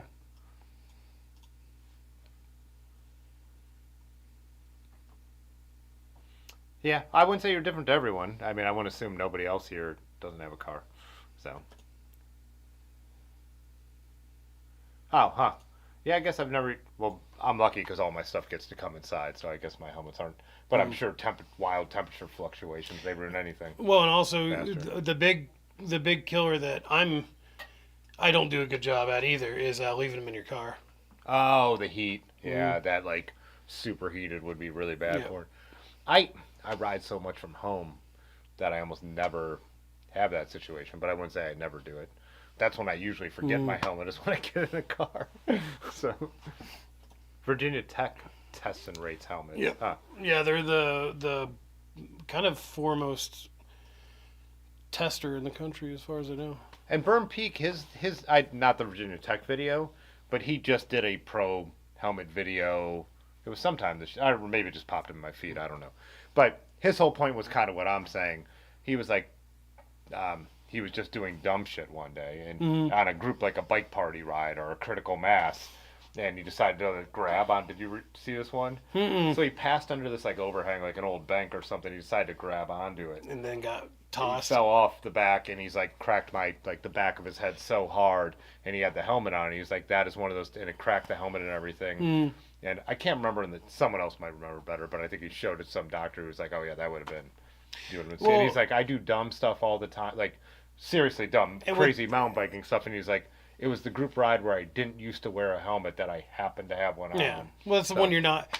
I remember the last time I broke a helmet was actually on a Christmas ride with Heritage Cycles. I was planning on wearing this Santa hat on. Last minute, I was just like, you know what? There's kids here. I'm gonna do kind of the role model thing and throw on a helmet, but I'd rather be that ride. Me and my friend Thomas, we were bombing down this hill. It was a section of the Columbus trails that weren't open to the public yet near. Yeah. Well, I probably shouldn't say all that. But we were bombing down those, and I hit this bridge that had that sort of algae slick wood on it. Oh, those are Yeah, and ended up snapping my helmet almost in half.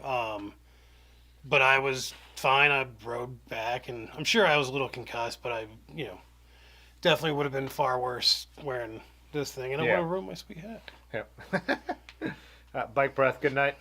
Good night, bike breath.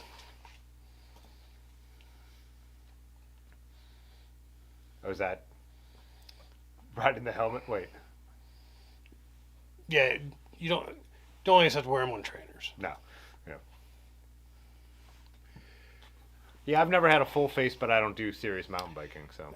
Full faces are also kind of nice in the winter, to be honest. Oh, just the Yeah. blocking that. Yeah, I could see that. Eduardo, I'm gonna attempt it. I never say I'm like doing it, like because I'm not like a diehard. If something goes wrong and I the weather sucks one day or there's someone rolls in from out of town when I was trying to do my ride, I'm gonna skip it. But yeah, my goal is to try and do it. So we'll see what happens. So, look at we actually caught the whole caught up on the whole chat. Oh, That's still right. here. Yeah. See how We got internet connection. Yeah, make sure we're live.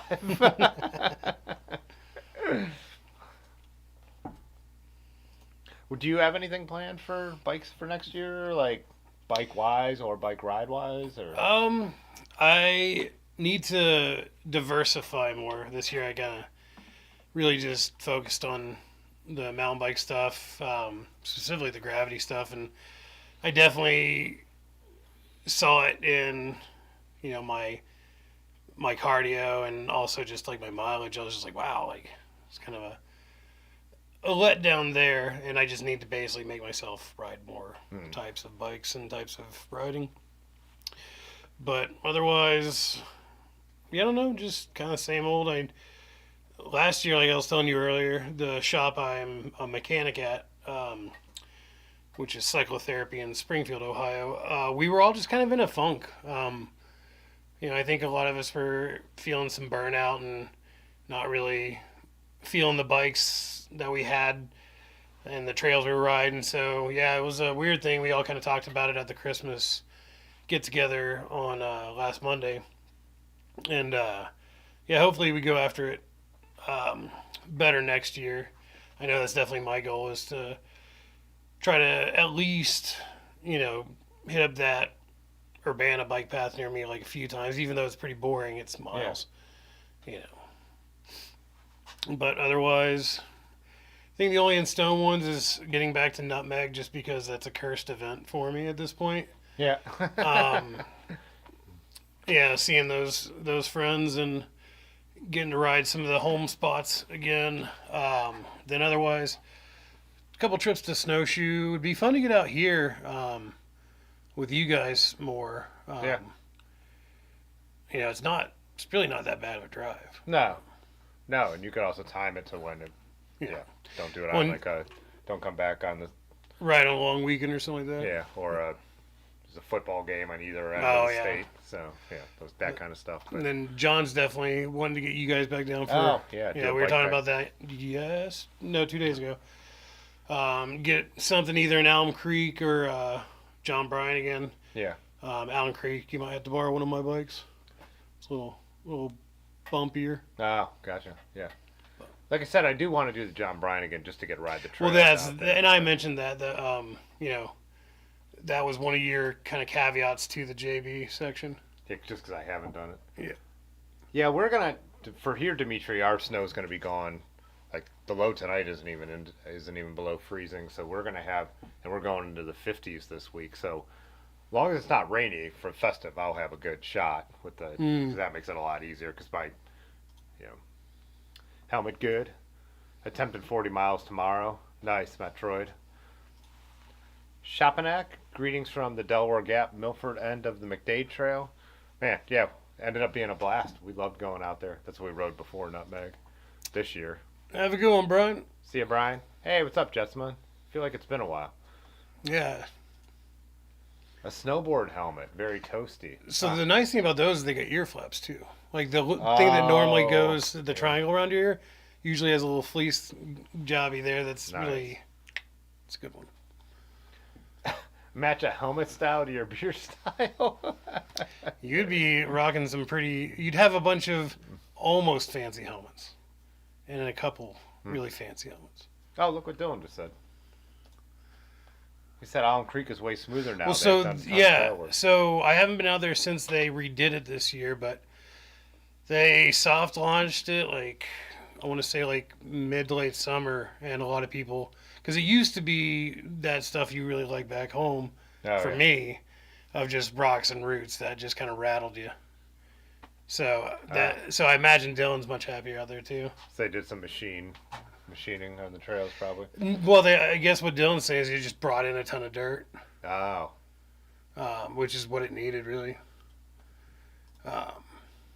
So yeah, I guess you'd be good there too.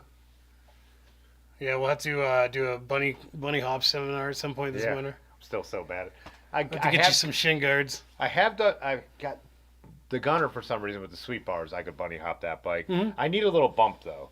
So a drop bar bike is always going to be harder. Yeah. That's why cyclocross guys don't get the credit they deserve. Like with the stuff now they that do. They all hop the barriers like that. They should be getting a lot more credit. Well, even before that, just with the stuff they do on those bikes, people don't understand like the amount of technical skill that a lot of that takes. Even just to get those tires to hook.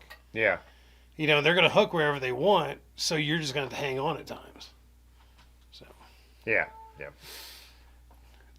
Oh, that's always been my opinion. Yeah. I'll take the snow. Give me cold. I'll take 28 over 35 in rain any day of the week, or 40 in rain, 50 in rain. Rain's just or wet cold is a cold you don't recover from until you dry. Yep. Yeah, and I know Rock Eastwood made a video a couple weeks ago about just going out in the rain anyways, and I'm like, good on you, because so many times I'm like, nope. But again, if I'm traveling, that's the only time that I don't let it affect me. Like, because you got to work with what you get. Yeah, I'm there. I paid to go there. I'm like, because everyone like pulled out of higher ground last year, and I think a lot of people were local, but some people didn't travel, and I'm like one of those guys like buy the ticket, take the ride, you know. So. What really bummed me out was I passed off my ticket to higher ground to go to Nutmeg last year. Yeah. And then I got rear-ended like a week before Nutmeg, so I could have actually made higher ground. Yeah, oh yeah, if you would have went that. Yep. That was rough weather conditions. Yeah. 'Cause it's already a brutal ride, even the short one. Yeah. No, the higher ground looked rugged, and that's what everybody's kind of taken from it. Did anybody ride the 100 in that? I don't think anybody did. There's one guy. Or yeah, that's right. One guy. Because I remember Jared said a lot of people were kind of dabbling in the idea. Almost no one did the 70. Me and Dylan were like, I think 2 of like 11 or 12 that still stuck out. Well, once people saw the courses, they're just like, oh. Yeah. And everybody who didn't do the ride we did were the smarter ones. Yeah. Like don't take me saying that as seeing them kind of tapping out, because those were rugged courses. It's already a brutal ride in the best weather, then to do it in like a 43-degree rain. Well, and just the wind. Well, so the hills, then you got the wind, like you know, because even if you weren't getting that normally, there was so many hills that you would just get this like freeze you to the core. Yeah. And then you go climbing, and then you'd be sweat. You know, it was never got a break. Tough. I really did get like, I got way too cold coming down the longest descent, and I could not like.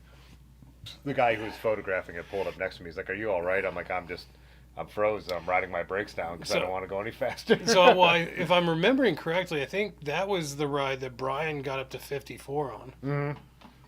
He was wearing a rain cape on that ride. Yeah, he had the flower poncho. He's like, "I'm going to try this out." And I was like, he said he has been to like metal concerts that were quieter than his poncho. Oh, the rain cape in that situation. Yeah, he said it was the loudest thing he's ever experienced. Yeah, I mean, if you're from the PNW, you're just going to get used to it. That's why when people ask about like great rain gear, I say, go watch Dustin Klein's videos. You have to ride in the rain. A good thing is it doesn't get quite as cold there, though. So. Oh, someone's up there in a chamois Hagar. Wait, what was that? Evil Bikes. Their gravel bike is the chamois Hagar. Oh, yeah. Which is geared towards more gravel, but I could actually see if any bike is going to jump exceptionally, it'd probably be one of those, because the top tube is very low on those. Ever ride the mountain bike trails in Chillicothe? No, but there's a few. If they're the PB&J, there's a YouTube channel called PBJ or PB&J or something, but they're out of that area, and they built a lot of trails down there. Those I would have probably checked out when I was 10 more years younger. Little slower to heal these days. Yeah, Some people love rain. Yeah, it rains a lot here, but I don't like it. Oh yeah, the back-to-back raining weekends of Nutmeg and Higher Ground. Well, for and sure. you and Marge had the nor'easter That after was the nor'easter. That was before. Well, That no, was- but I'm saying yeah. like that was a nonstop like freeze soaked Yeah. to the core. Yep, and it was like we were on a bike tour. There was no choice. You just go through it. So. But Yeah, Dylan, that's great seal down there is. That's in Chillicothe. Yeah. Oh yeah. So that's the one he's talking about. I'm not That's a good familiar with spot. it. Yeah, the thing with like Florida rain though is it's warm and it usually is It's gone. just in, mid-afternoon, like, like it's you gone, know, and you're like driving to the beach. it's and basically raining, telling you it's siesta, Yeah, yeah. and that's the only time you'll usually see it unless it's a hurricane, and then Yeah. you'll tie yourself to a tree and good luck. When it rains here in the Southwest, it storms. Yeah, that's that big sky thunder. Yeah, I had a terrifying trip out to Oklahoma. Mhm. That was in the last spring, where like we actually With pulled the in a car gas thing or whatever. Yeah, I Yeah. pulled into a gas station because they were like the tornado warnings. And my friend who was driving, I was like, dude, how can you? I'm watching the GPS and I'm like, there's a left hand. This is how bad it was. I'm like, the road is curving to the left up here, just so you know. Yeah. Like, it was horrible. Yeah, but that's probably. Oh, well, Cycling Bride's in Oklahoma, right? Yeah, so it would be a similar. Is he in the Panhandle or is he in Texas? No, Oh, just gosh, drawing I a don't- blank. But it's down there, right? Yeah. Yeah, I remember when I was a very little kid. I was born in East Tennessee. I just, didn't live there very long, so I don't kind of say I was from there because I don't know. People have opinions on that. But either way, I remember as a kid seeing these just crazy thunderstorms that would just, I mean, in our neighborhood, you'd see the street just kind of become a river. Yeah. And then I moved to New England, and you just never saw anything even close to that. And it was such a weird thing to me because, like, I almost missed them because they were so crazy and chaotic. And the Northeast, like, the only that sounds bad. One of the cool weather phenomena that you see there every once in a while, though, is you'll, like, get a thunder snow, which is pretty cool. Yeah, that has happened here so rarely over the years, but it has. Like, that's the same with me, William LeBron. If I'm at home, like, I'll go out and hope it's not going to rain, but if it does end up raining, I'm like, okay, so be it. It's But also- if it's pouring when I'm like, even for my group ride, if I'm like going to go out and it's pouring, I'm like, I cancel. Yeah. Like, but See, I feel like I'm more a seasonal with that one. Like, if it's a summer day, hot, and I don't have anywhere to be, and I can just be a total dirtbag, yeah, I'll go out in the rain. yeah, that is true. I have done that, but yeah, that's right. Central Oklahoma. I thought that's where he was, but yeah. Yeah, and that's where we were, and it was just terrifying. It was like that huge hail. We were worried about the rental car. Yeah. Like, Mother Nature is just something that you occasionally will be humbled by, and it's something that you don't forget. it doesn't rain in Southern California, but man, it snows. Well, I was saying it was funny because our buddy Mike, I Is brought that this a up. cocaine joke? Oh, is that what that is? I don't think it snows in SoCal, so I think that's a... Oh, yeah. Oh, it's a drug joke. You're right. He's not so sleepy in the holler. Yeah. Yeah, Mike Maris was saying the best thing about California when he lived there is it would drizzle and be like 65 and then no one would go outside because that's bad weather. You So know, one you thing, have it all to when I yourself. was in Oregon doing some guide work, it's almost sketchy on the sidewalks there because it rains so much that like moss and stuff starts forming, and so it gets slippery. I remember I just totally like wiped out in the middle of the sidewalk on like a 50-degree day, and I just kind of like looked around, and some lady was just like, "You're not from here, are you?" And I was like, "Nope." Huh. But yeah, it was a very weird experience. I definitely think like rain is a mindset, like for sure. Like that, whatever we always say that expression, like if you hate the rain, you're still gonna be wet. You'll just be miserable. But like there is a thing about like mid-30s and rain. Like you could have real issues. Like that could be, and the temperature could drop after you got wet. So I do agree to a point, and it does become expensive to be able to dress for very cold rain. It's not just typical like you better not be out there in like cotton. And also with like when I've ridden in super cold conditions, you're also filling up your chain stays and seat stays and fork arch with a bunch of like crusty ice that's probably not doing favors for your paint. Yeah. You know, there's a lot that goes into it that can, I would say, be a good excuse for some people who don't want to do a lot of maintenance or do a lot of gear buying to deal with. We get atmospheric rivers out here in the coastal Southwest and the PNW. What is an atmospheric river? I don't know what that is. It just means like a. I mean, I feel like it's almost a floating river, but that seems. Yeah, I silly. don't know what that. I don't know what that is. I'm sure we'll find out in a second. Our local mountain SoCal has snow. Well, for elevation. Yeah.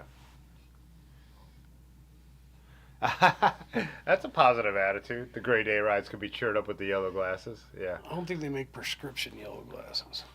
Yeah. You just put some photography gels over them, you know. Exactly. Enough snow to support multiple ski resorts. Yeah. Oh, Ed Welker's in here. Yeah, Ed, what's up? Uh-oh. Oh, fillet straps for his pressure cooker. Nice. Yeah, I can see that working. It's a new weather term they came up with. Well, what does it mean, though? Valid point. I could Google it, but why don't you guys just tell us? We'll get back to this in 5 minutes. Yeah. No, that was a decent joke. No, I think he's retracting it to actually answer your question. Oh, gotcha. Yeah, atmospheric rivers. I mean, I think of like the desert where you have dry riverbeds. Well, that and become sometimes the you rainy see like season. kind of that fog kind of Yeah. roads from Philly to LA. Wow, good for you.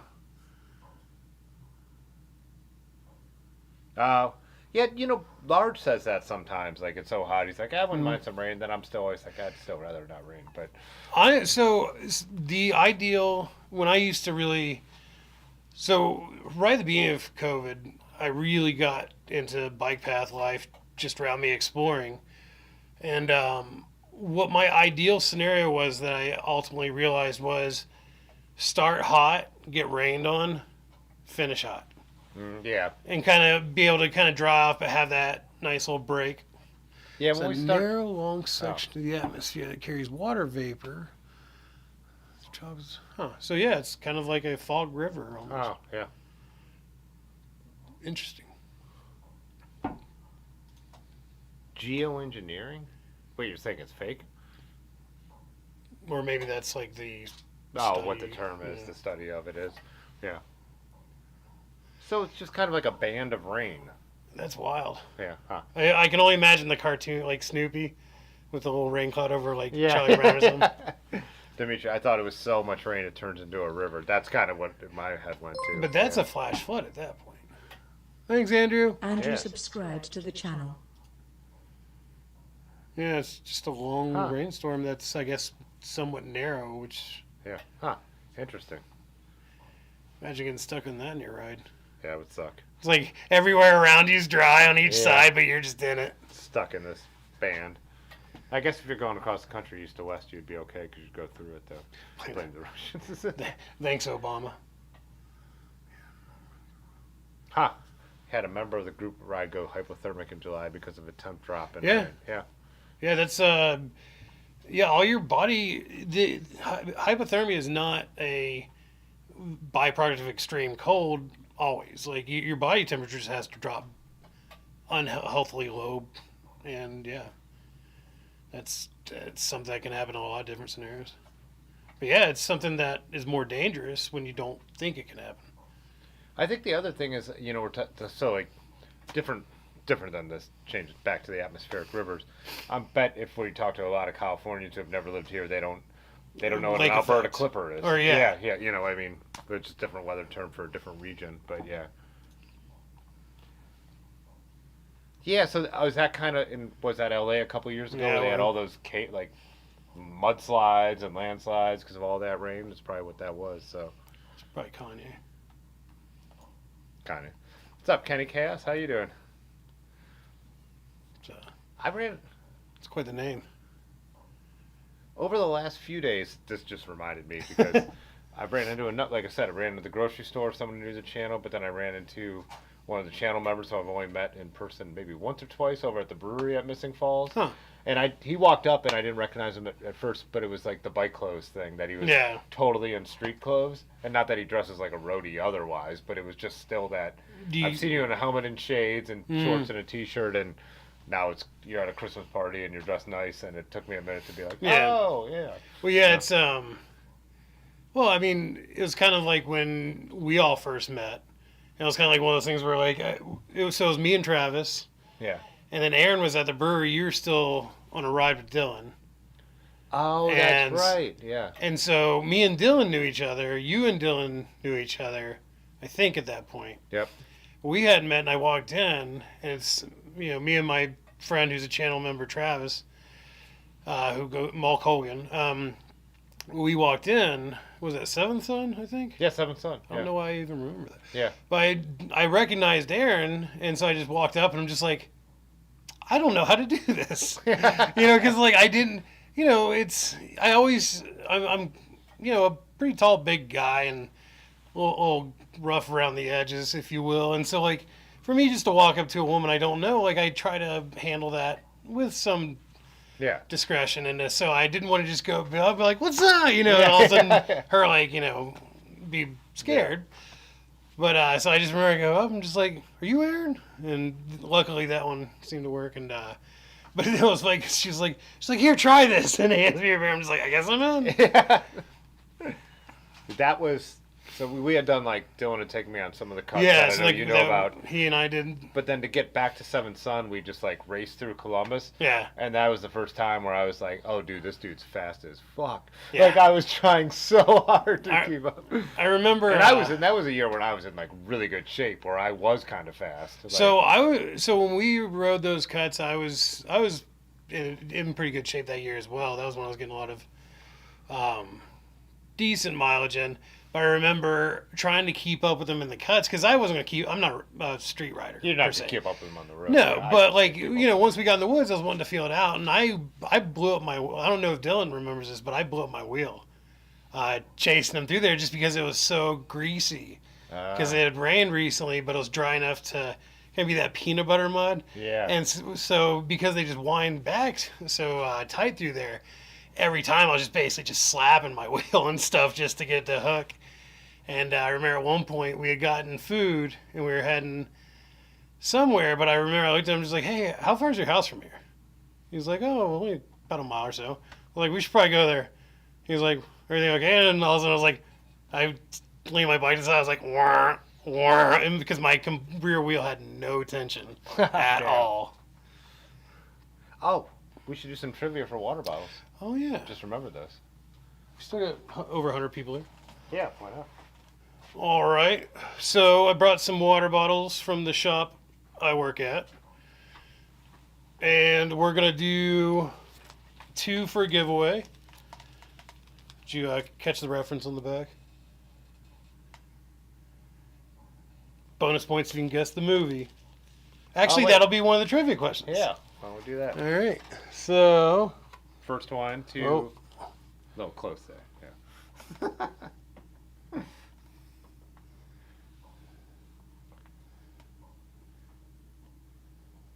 First one to guess the movie gets the bottle. Are you doing them in pairs or? Just one. One, yeah. We can give away more to more people. Yep. Good.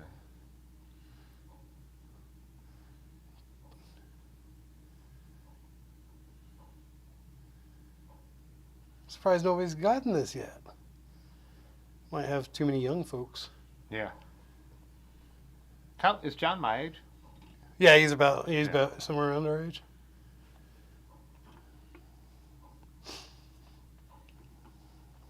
No, nobody.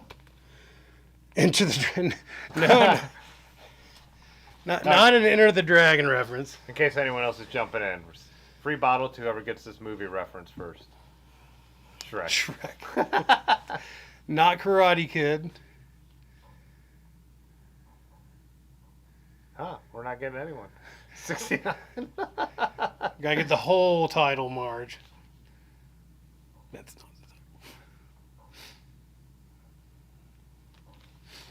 Shoot, I would have cheated and Googled by now. Yeah. Yep, there you go. Clunky got it. Who got it?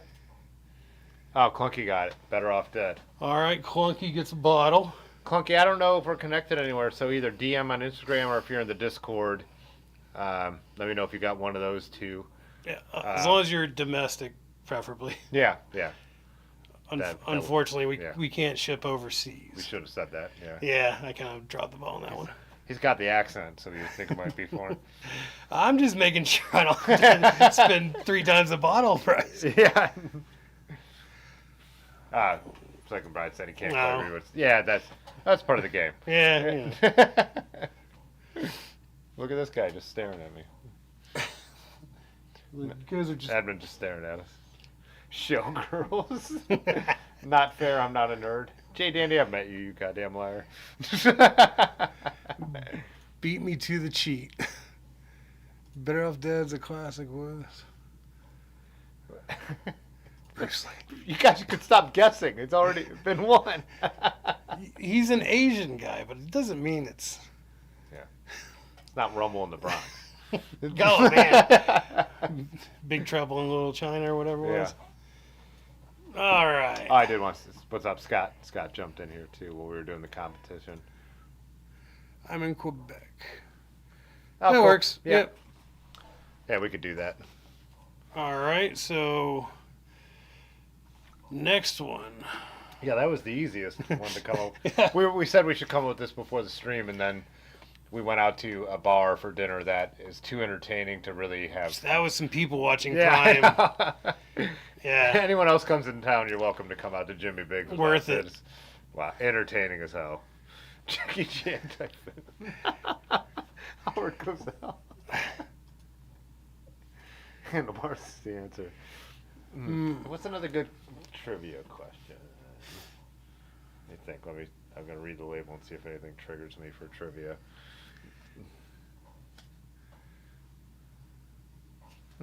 What about so this is something I've done on the channel.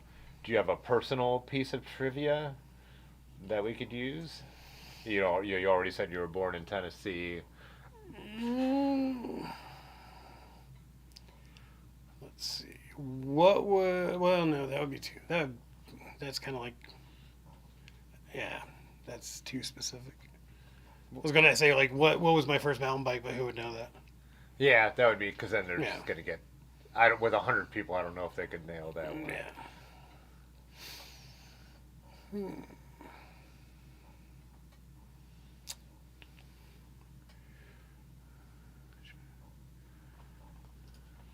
Should ask a question of what happened on today's stream.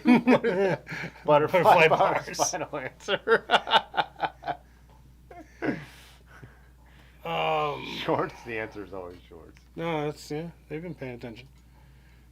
And I do ride in short socks too, which upsets the bros.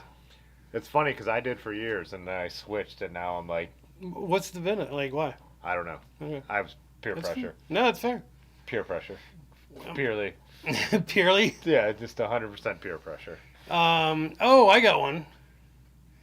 What did Tim trade me for a set of spin carbon wheels? I was going to need some OG assistance. What did I trade for those? I couldn't win. Well, I guess you can win a bottle too. I couldn't win this bottle. I couldn't win this bottle. I don't remember.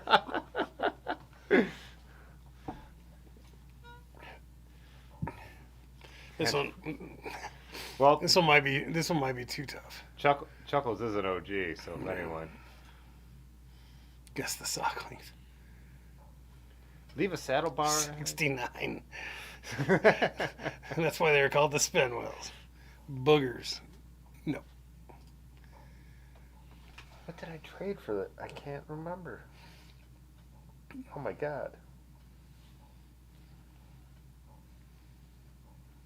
Oh, I remembered. I don't think anyone's going to get that one. Yeah, that one may have been too deep in the... Do you think even Large could get that one? Marge or Otis would know. Yeah. Yonda would know, but he wouldn't say just out of spite. The fact that I... Good OG answer. The fact that I just said Marge might get it might make him get it, but... That's still kind of... Where did I get that from? I feel like that's going to definitely... Well, no. Would that give it away? No, it's the shot that Otis bought out. Oh, I got it from Otis, yeah. Yeah, so Otis would know. Well, he might not remember that's what I did with it, but...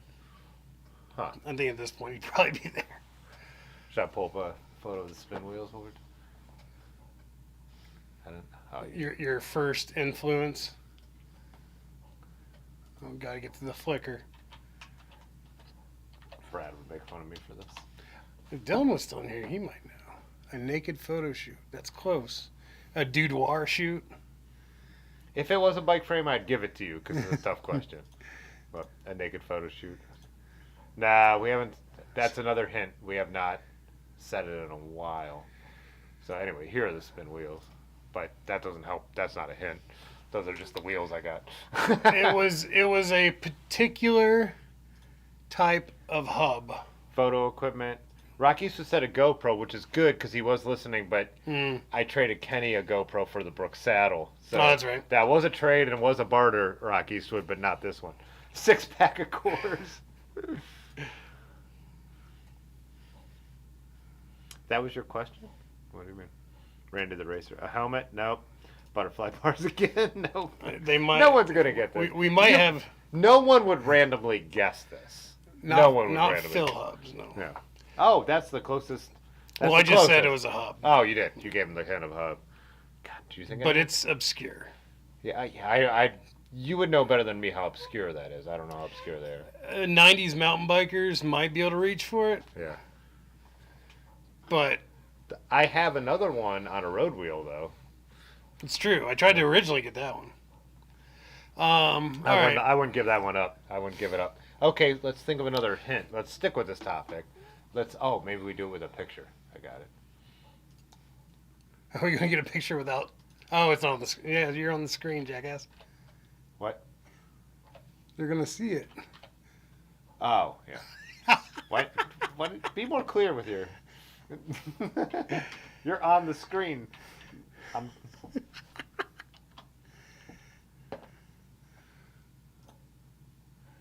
So, Hubs was the first hint, right? How is this for another hint? I mean, like that would get you there. Here's another hint. XT Hub, no.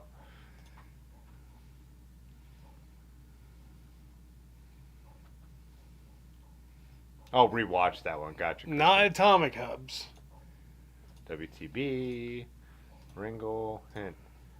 A UK-based company that has since gone out of business this year. Actually, yeah. Is that true? Technically, that's true. Dylan knows this. He's a lot. No.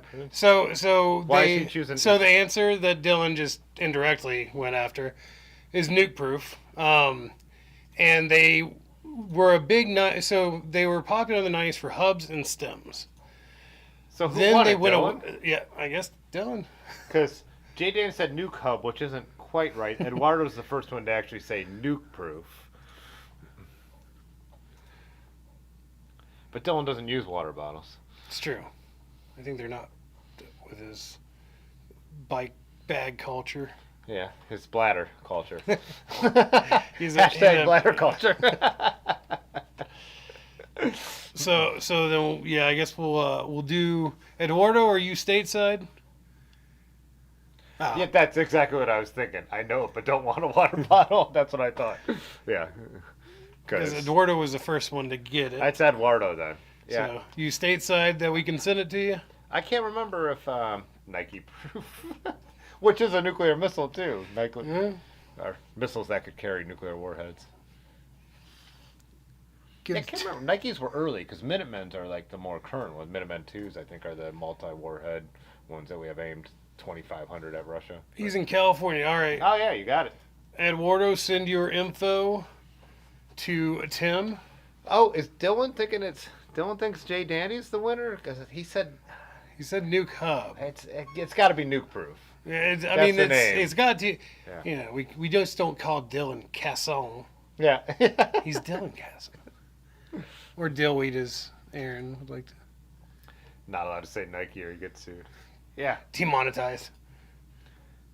Does he have a shy bladder? He does hide it in his bike bag. Yeah, he hides it. Yeah, he's not flaunting it. No, he definitely doesn't pull it out for just anybody. Yeah. But then again, I think you went. Alex, is that true? I hope it is. Nuke Proof was originally a Michigan brand. I don't. I thought you would know that if anyone. I did. I thought they were out west. An autograph photograph. An autograph photograph of Bob Dylan. Come here, bud. Come here. But yeah, so Nuke Proof was, they made stems and hubs in the 90s, and then they were resurfaced kind of the early 2000s as Enduro and Downhill Company, and then they recently kind of went out again. Then again, the fact that I have one in a road wheel doesn't mean it's not a mountain bike hub. Someone just built that because it's just radial laced. So that one being the thinner hub is actually for the road one. To be a... Yeah, not that you couldn't use it for either. Yeah. Come on. You got it. You've done this a million times. Come on. Talking to Edmund. Come on. Pop up. What? He just had to announce that he was coming up to visit. There we go. Hey, Aaron, watch this. Oh, yeah. Now we're getting some nuclear... now we get some nuclear trivia in here. I love this... Nike were in the 50s through the 70s, Minutemen more recent, yeah. Chuckles Atomic Hubs, we already got the answer. A vinyl record of the Who's 80s. Yeah. That was a good trivia question. I love that Dylan's like, I know it. I don't want the want bottle. A water bottle. Wow, that's wild. Yeah. Huh. Yeah, and it was in the... I zoned out because I was talking to Edmund, and then I was thinking about nuclear carrying missiles, inert ICBMs, if you will. But anyways, did you say like that one was like it was cool because it was, like had the box and everything, right? And yeah, and so it was NOS, yeah, right? Mm-hmm. Yeah. Yeah, and that shop was. Didn't Otis say that shop was in Mass? No, it was down by you. It was somewhere. Oh, okay. I thought it was south of Columbus, maybe. Okay, I thought it was somewhere either near my folks or me. Yeah, it was a triathlon. It was like really triathlon based. It was all aero components. There was even like a wheel that looked like a spin wheel, but it was like the smaller when they used to do the when you're still the allowed recumbent. to do well, I think when you were allowed to do the the different the reverse wheels. mullet. Yeah. Yeah. Chinelli really liked those. Yeah. Oh yeah, those Cool. We got two more. Let's think of another good one. I thought you were going to throw those in random orders. Oh, that's what you said. That's right. Do two trivia and throw two in random orders. Yeah. Cool. So put in your orders, folks. Yeah, if you haven't ordered any swag. Do we have a command for swag? Is it just swag? I think so. If you haven't ordered any shirts or stickers, order some. We'll throw a couple in. Oh, yeah, there it is. Oh, nice. I did a thing. I did it. Look at that. I did the thing that I created.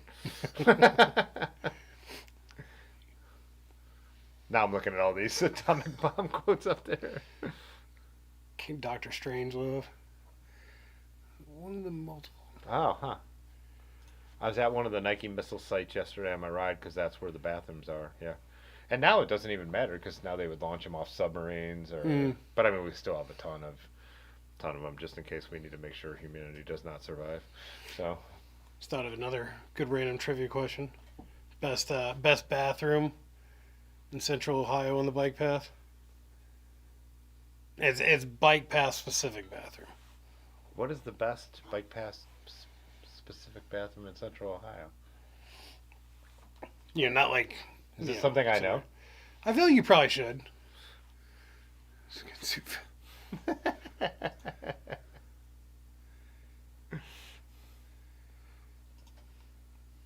Oh, why was the hub so interesting and why ditch the wheels? Oh, I mean, it wasn't even really originally about the hub. I found out actually later that he had one. No, for me, I wasn't riding him. Yeah, the wheels. So the wheels, you weren't riding them. I wasn't riding him. I didn't really have a bike that would even really work with him I would ride. 26 inchers, yeah. The only bike I have is an 86 Fat Chance, and those are kind of a different time period, but also I don't want to ride that 86 Fat Chance either because I don't want to break it. Yeah. So basically, I guess to get to the point, Tim thought they were really cool. Didn't know too much about them at the time, and so that same time that I met Aaron at the brewery with Travis, Yeah. I actually decided just to surprise him with them because I figured he had a Trek winter bike that he could throw him on if he wanted to. Being that they're composite, it's not like they're going to rust. Which, isn't the best use for him, but either way. But yeah, he ended up finding a Project Marin that ended up really cool that they ended up on. So honestly, seeing him being ridden and on a cool bike, I'm satisfied. He was kind of saying how he didn't want him to be a wall. He didn't want someone to buy him as wall hangers. Yeah, well, yeah. So they were going definitely for big money at that point in time already, and the idea of selling them to somebody who's either going to throw them in the pile or hang them on the wall, like that's cool. But I'd rather have somebody actually, give a little bit more life to them and that sort of thing. I'm not one for, allowing sentiment to be something that sits on a shelf and not be used. Yeah. And then with the Nuke Proof, I had bought that wheel, and you were interested in it for the hub, and you were going to take the hub out of it. And I was like, the wheel just kind of looked cool, and I kept swapping it between different bikes. I originally had it on a, what was it, Oster Daimler build. And I just like the wheel and the look of it, and I wasn't attached to the hub, but I didn't want to cut it out. And then Otis was like showing me one day, and it might have been because of our conversation. He was watching the stream. He was like, "Give him this one," and it was cool because it was in the box, and it's a cool box. Yeah, everything about it is cool. Right? Yeah, it was a cool, basically kind of piece that I've got to figure out what to do with because. And you can build wheels, and I can't. Yeah. So I couldn't do anything with it. It would sit back here and look cool. Yeah. So. Merry Christmas, Don. Merry Christmas, Don. Western Canada, that's a good spot to be. What was Dylan's My House reference to? Maybe when we were going back to his place after I blew up my wheel chasing him. What is going on? Are these guys in cahoots? No, he said London, so Jay Danny said calling, like the Clash song. Mild winter up there on the North Montana line. Interesting. I'm sure you're going to get it. Yeah, that's a matter of time. Oh, nature calling. That's what he's saying. Yeah.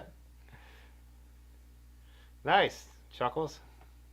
Yeah, Spinergies were cool. They had a 4-spoke set and an 8-spoke set. That's what I was talking about on stream that like motivated you give me to the because I was like, I love Spinergies. I don't care what anyone says, how dangerous they are. I want to have something like this. And then they had the Spinergies, which were the 4-spokes, and then they had the Spinergy Spocks. Not too long after they started, and it was an 8-spoke, but you could supposedly true them. It was not a good setup either way. And the Spinergies were like those thin, it was like leaf spring almost, Yeah, whereas the spins are like just tubular composite, but then Spinergy later came back in the late 90s, early 2000s with some downhill and freeride stuff that seemed to be good. It just didn't stick. And Spinergy made like normal looking wheels, just no one talks about those. Like when you say Spinergy, you think of the 4-spoke wheels, but they had normal wheels, like roadie race wheels and Yeah. I think they really are famous because they got, I think the World Tour UCI banned them. Because they were supposed to be dangerous. But if that were the case, then people would be investing in road droppers. Hell yeah, Dylan. Have a good night. Take care, Dylan. Yeah, Merry Christmas. Oh yeah, you guys will probably meet up and go to Ray's. I'll probably definitely tell your dad to hop in some more streams and Merry Christmas. Yeah, more Dylan's dad in the streams. That's what we need. Yeah, he was cool. Yeah, he'd be a good one to get on a live stream one night just to pick his brain about the crazy tours he's done. Yeah, and someone who's done it like old school. I like one thing I love is people who want an adventure but aren't bike nerds. Yeah, like it's a totally relatable adventures. Yeah, we all skew a little. I mean, there's a lot of people in here who ride a ton, but we definitely like have. And I guess I started out probably more like Dylan's dad. Like I didn't care about the bike. I just like to ride bikes. But it's always an interesting thing to me. Someone who's a little older that never actually was invested in bike or bike culture. Well, and had such a limited, option of tools to work with. Yeah. Because you think about it, 20 years ago, well, no, I'm old. Like 30 years ago, 40 years ago, you had road bikes, you had cruisers, you had, it was such a kind of unrefined market that, like, if you wanted to go randoneering or touring, you really had to work with what you had. A touring bike just meant that they made the chainstays a little longer. Yeah. I mean, like literally, when everyone talks about the Trek, that 520 that's around the area of mine, like literally the difference is that when you put rear panniers on it, it doesn't shake as much because it had longer Right. stays. Well, and the your flex heels won't is a flip little it. more. Yeah. Yeah. But besides that, it's still only clearing 30s. Yeah. You know what I mean? It's not like. I do need to look up more about Spinergy. I just know I've seen I've looked at a lot of photos, but I don't actually have a strong knowledge on their whole. Yeah, I think it was just one of those innovations that didn't have enough options for mass market. Yeah. Just because they weren't trueable, and the ones that weren't good at it. I think that's why they had a little bit of a resurgence in the early 2000s with more traditional style wheels, but unfortunately, it's such a saturated market that they just couldn't hang. Yeah, I didn't realize early on, and I didn't realize with their spins when you first showed them to me either, or even when you first handed them to me, that they were 26-inch wheels. Because Spinergies, they made them in 26-inch as well, but where you mostly see them now is someone with a fixed gear has grabbed one because it looks so cool. Well, and that's so it's like a track and like any bike, your front wheel is gonna survive more than your back wheel. That's what you'll see. You'll see a New York Bike Messenger, cool looking dude who's found one somewhere and he's put it on the front of his bike. The girl who works at the shop right now, Brittany, her boyfriend, he has a street bike with a Spinergy on front. Oh, nice. It's sweet. Yeah. You can't help it. And I love because someone was I said something about calling them a little bit ridiculous, the spins. They're not ridiculous. I'm like, oh yeah, they are. I mean, they're so over the top. I mean, you look at this picture. I mean, that's great. It looks wild. Well, it stands out. It is right, not absolutely. Yeah, I mean, you can't really deny it. The idea, I think the thing with those that's a lot of fun is riding past non-cyclists and them trying to be, because when they're moving, they have a very different look too, and it definitely doesn't look like a bike wheel, traditionally speaking. And so it's just fun to people watch with them. Yeah, I think I always say it every time I ride that bike. I always have to put the GoPro into slow-mo to get some slow-mo footage of those things turning over or the shadows of them turning over. It's the only way I can describe it is like looking at a windmill in a big field. Yeah. And that's kind of going slow. It's just that sort of ominous. Yeah, they're just... Eddie, the Spocks, which were the 8-spoke ones, those you could true, and it had basically, if I remember correctly, it had... Yeah, the spins aren't true. Those are you can't true the spins. Yeah. And even the 4-spoke Spinergies you couldn't true, but the Spocks, which were 8, they had I think 3 Allen heads at the rim that you basically adjust that, and it would adjust the tension. But the reason why it was a short-lived setup is it didn't work well. Is it? Do you know how they spelled Spock? I also spelled Spinergy wrong. I think it's SPOX. Oh, X. Yeah, there it is. Whoops, I clicked on that. But they kind of invented them, so you have to. Yeah, they use the name again later. It looks like, so we need to see if we can find an image. So 90s Spinergy Spocks might dig through here and find them. Look at how low spoke count those are. Yeah, see, this was the resurgence here. Someone's got to have them on here. If we just scroll. Huh. They're actually not coming up just by scrolling. So let's see. Put 90s in, like you said.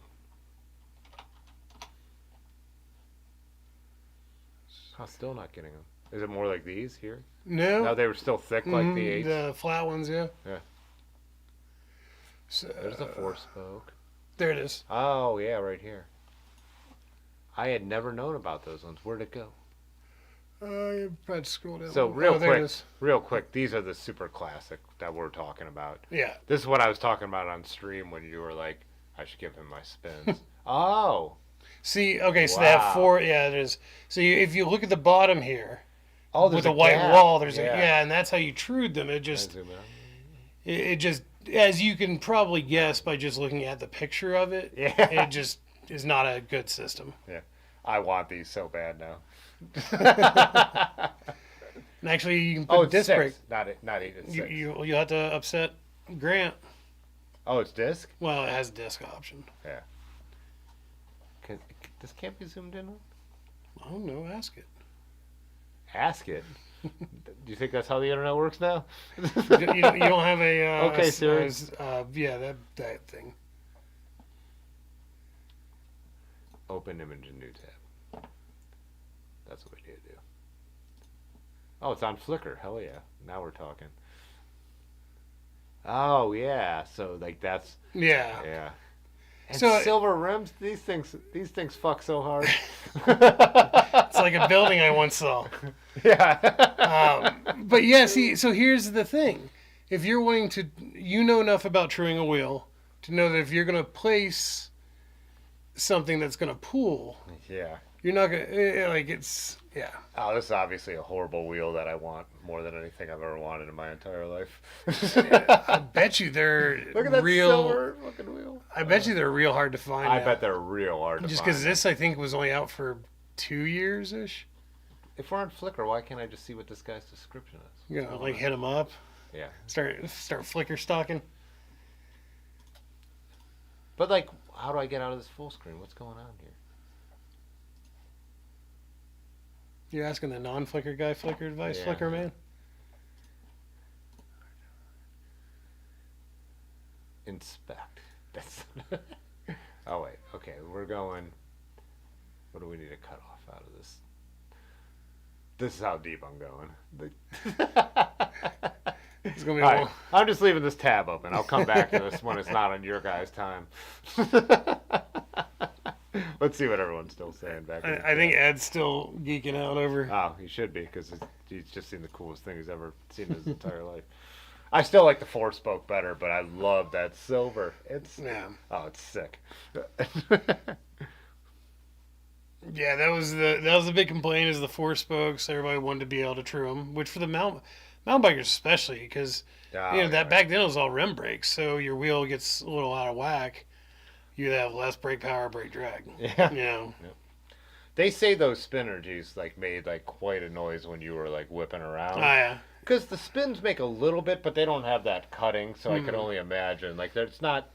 They do have a distinctive sound, but I bet those. Remember those? Remember your grandma's beaters that? Oh yeah. Yeah.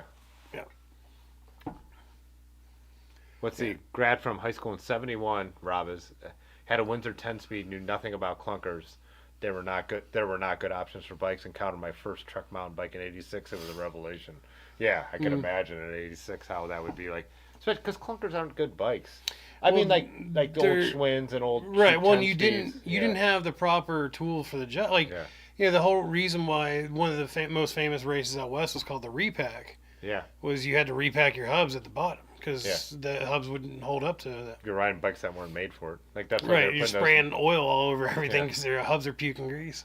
They're putting moto brakes on them to be able to stop. And did you see that new Radovis put out on that woman photographer who covered that era? I already kind of knew a lot of the history because I'd watched some of the other documentaries, but that was really well done. And plus, I'm a photographer. Well, so. I'm just glad they gave press where press was due as well. Yeah, it's because she documented. There was not many women out there back then because it was a dude fest. Interesting thing about that documentary too was how they talked about how when they met other groups, it toned down the broiness to have some women in the scene. So. Yeah, the new Spinergy stuff looks normal. Yeah. I mean, there's still some of it's still low spoke count carbon spokes, which low spoke count always looks cool. Yeah. But they also suck. Like those race lights. I have race lights on my well, yeah, because you that gap, especially when it's 3 spokes here, 3 spokes. Bontrager was doing this thing where they're really dividing the spokes into clusters. Yeah. And that's just a recipe for not really getting a straight wheel at a certain point. And then Erin also used those on her touring bike and shredded them. Blew them up, She gave it all the weight on the back. I remember I got caught in a thunderstorm. I was doing an 80-mile trip from London down to Xenia up to Yellow Springs and back, and I had my bike loaded up for touring because at the time I was planning on doing a Captain C&O trip. But I just had the OEM wheels. Yeah. And, out of the 32 spokes, I finished with something like 28 or 27. And it was like not like thunderstorms on and off all day. So like I've already got like a lot of weight on the wheels anyway. And then I'm now adding like all the soaked water weight. And I remember just riding back and I'm just like, I don't want to walk the rest of this. So went home and ordered some new spokes and stronger spokes. Yeah, buddy Micah, the one I was mentioning, who does a lot of my design, and Akron Coffee Roast, a bunch of stuff around town. But one of the cool things, he had this rally that must be about the era of my Tamland when they were still making some cool stuff.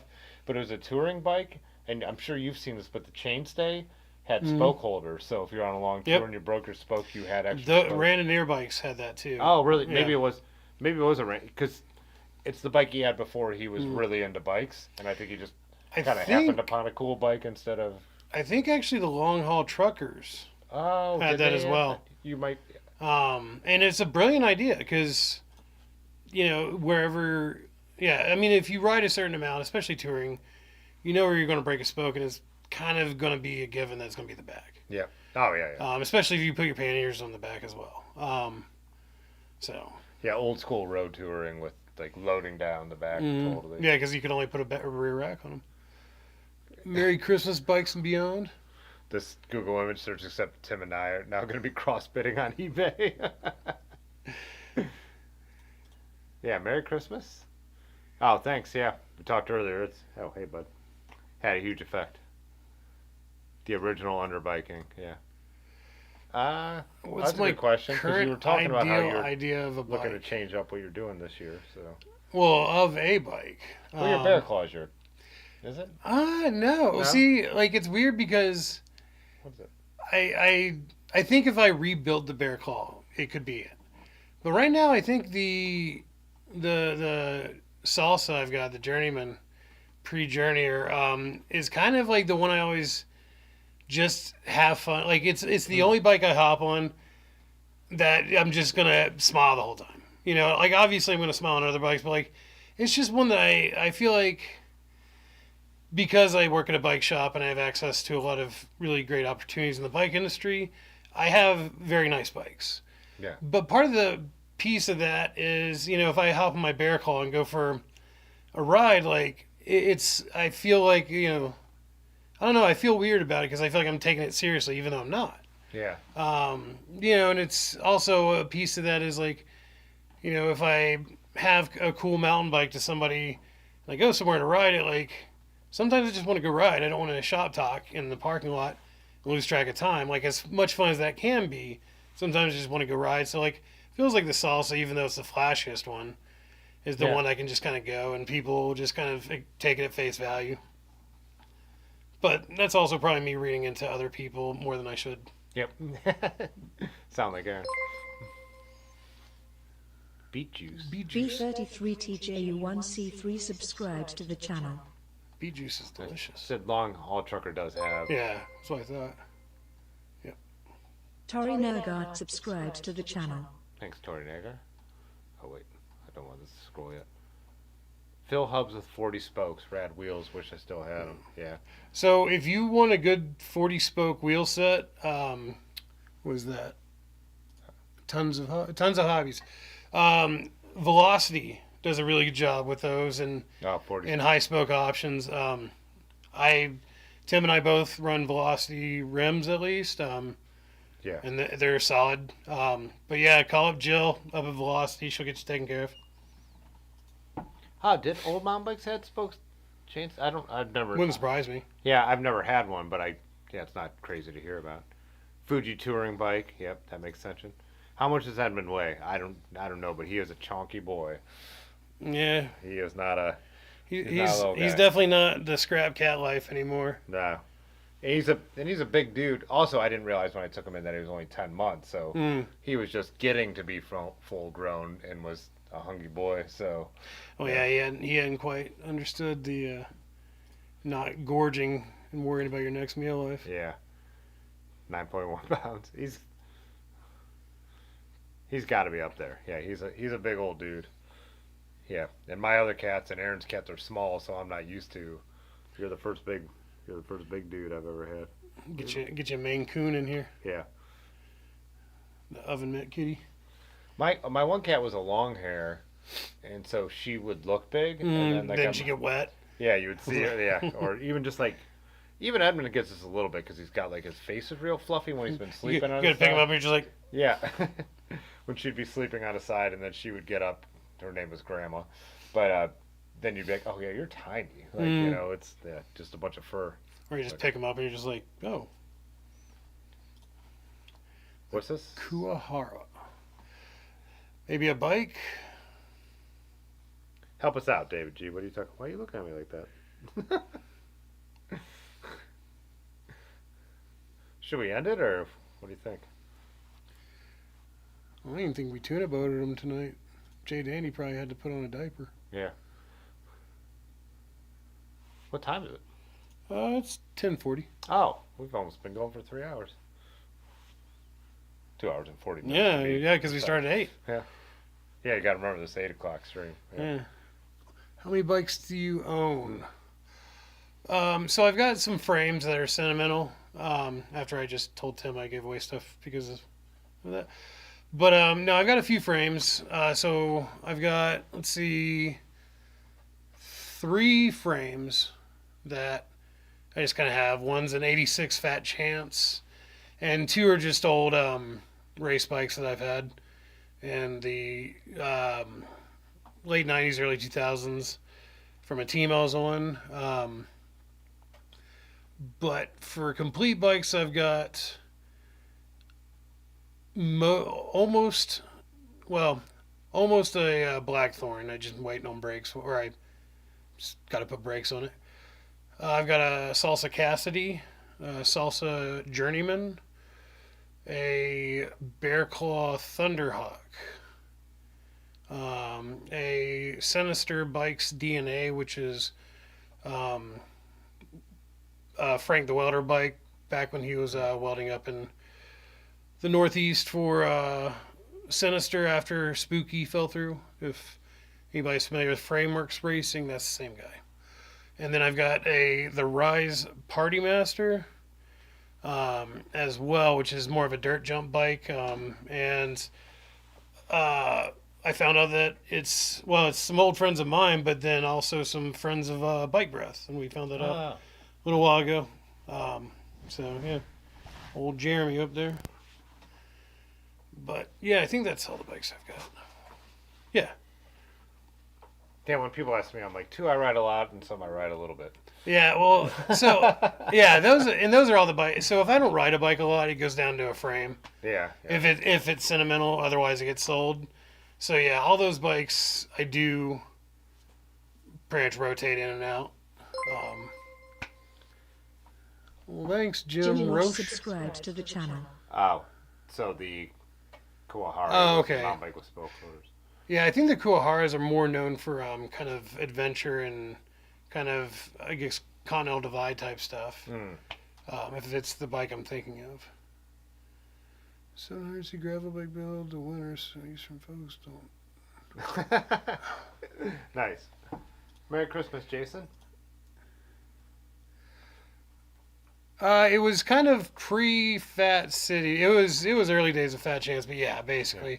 It was before the Yo Eddie and the Wickeds and all that really kind of came about. It's got a Chris Eigelhart fork on the front of it that was actually an order from a shop I worked at a long time ago. That Eigelhart kind of messed up, so he just sent us a new one and told us to keep the old one. So that's what's on there. Yo Eddie at some point. Yeah. Hit up Chris or bike trips too. Yeah, Jeff Frayne. Jeff's always Chris selling. Chance was throwing me off. Yeah. What's up, bud? How you doing? Happy holidays. My sister has called me Fat Chance for decades now. Suppose it could be worse. Yeah, it is a good list. Yeah.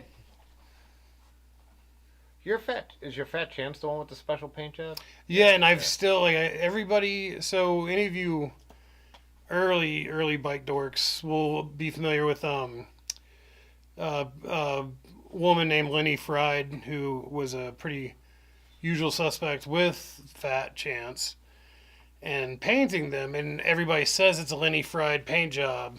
The person who signed it called himself Ludi Chris, but it's not Chris Chance. And I spoke to Lenny, and it's not her. So the verdict's still out on Who painted it? who painted it. Do you think it was the rapper?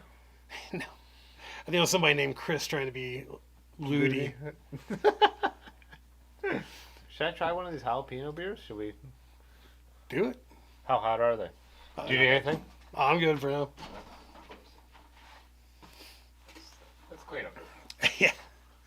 When your name is, yeah. I guess if your name is Eddie, you attach yourself a bit to the Yo Eddie.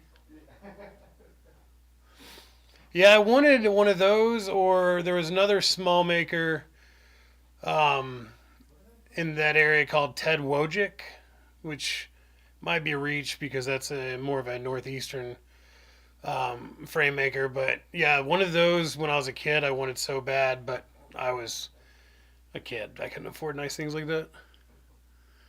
I never fed this guy, did I, when we were going to start the stream? Nope. That's why. So That's why he's... I'm gonna go ahead and contact Kitty Services, Edmund. Don't worry. Back when everything was going.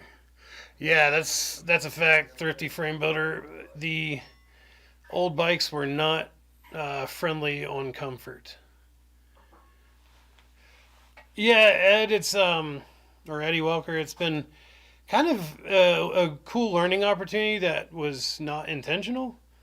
I've definitely learned more just through forums and digging around, and also like the people who are regular people at Nutmeg, they have a lot of those types of connections like within the industry, and so it's been nice to kind of revisit some of those potentials as painters, just because it would be cool to figure out who it was. But yeah, it's kind of, yeah, it's not an easy thing to do. Yeah, so you were saying this, but like what is kind of the big thing with the Fat Chance? Because I'm not from that mountain bike scene. It was just an early, it was one of the early kind of popular but boutique domestic builders. So like with you, they're much rarer. They're not just a... Yeah, they definitely are more rare, more history there, and it'd be kind of like you finding a really cool indie fab or something like that. Back when they were actually, made in Somerville. Something along those lines. It's sort of got that kind of history to it. Yeah, just something a little more more unique, U.S. made. Not yeah. So this is the High Street or North High. They just closed their They had a location in Cleveland, but they... Oh, really? It switched breweries. They move into somebody else's spot. No. Okay, everyone ignore me. Anyway. Those were the flat tracks. I actually was talking to Tim about those tonight. Yeah, you were. Yeah. It's just, if you like a thin pedal, they're great. You I like them. compared them to the Blade Runner, but they're... Well, so the Blade Runner was always their kind of thin pedal. They're like of the nicer pedals. Yeah. And this one is... Yeah, alloy instead of plastic. Right. Yeah, and this one's their thinnest yet. So the Blade Runner still exists, but it's just a good thin pedal. We should pull a picture up when I... Try to internet here.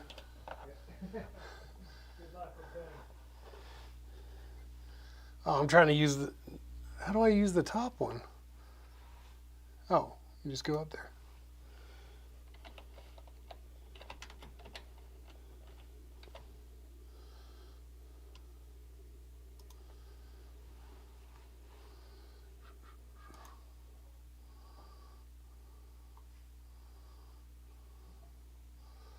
Let's see, we got any that have some different angles. Oh.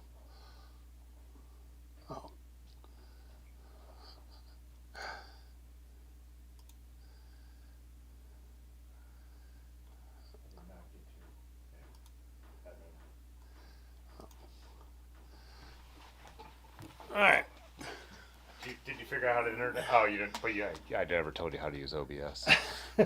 So you had half the battle won. There we go. Yeah. Oh, they're a little more. Oh, come on.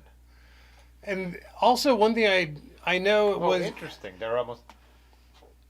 It's basically another thing that the Blade Runner I wasn't the biggest fan of is kind of how bumpy the surface was. I just felt like that could be a weird kind of pressure points and things. So with the Blade Runner, these cross sections are inset; they're not level. So your foot would actually also rest on those. Well, and what I like Blade Runner, they actually, I just went over and looked at mine, which is why. But like these sections, it gives you some surface, but it also will shed like mud and things. Yeah. Too. No, that makes sense.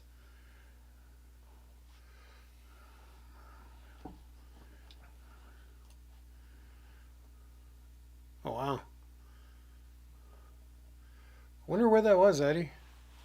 But ask me what the ABV on this one is. I'm sure it's not super strong. 5.9, 6% beer. Yeah. Oh, yeah. Talking about flat pedals. What climate were you looking at this one? Yeah, they said they went to a crazy bike resort town bike shop. What were they, like Steamboat or something? Yeah. Huh? But it's an Eastern company, right? Fat Chance? Yeah. Well, they moved around. Oh, okay. So yeah, it was West Coast and East Coast to be on the air. Oh, okay. Oh, someone got a moon lander, huh? Yeah. I hope to never have to set one up tubeless. Oh, that's cool, Eddie. What did he say? He said he probably still has one of those catalogs kicking around somewhere. Oh, nice. Yeah. Oh, yeah, that'd be a cool thing to have. Yeah. Jeff would probably buy it for...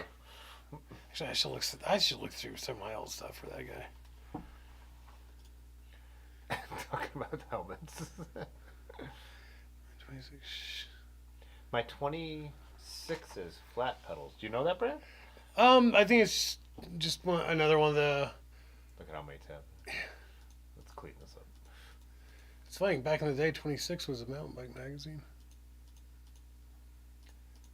I'm not familiar with that, but again, I'm not a vintage mountain bike historian outside of what I have. Twetney? Did I fuck it up? Damn it.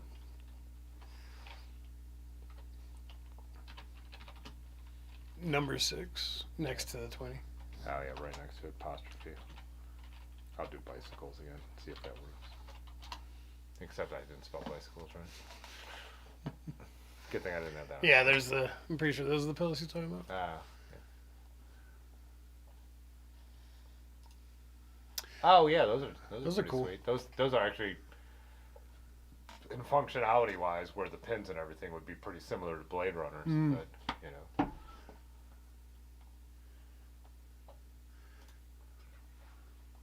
Is that where this company is from?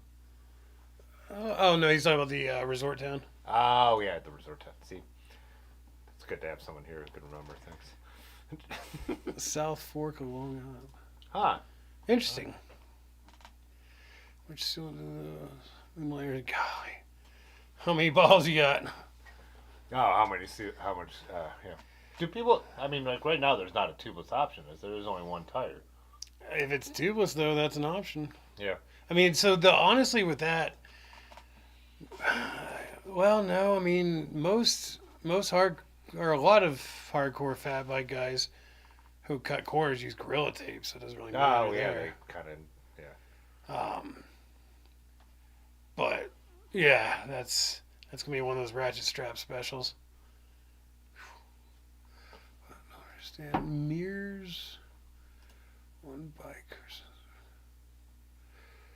I agree.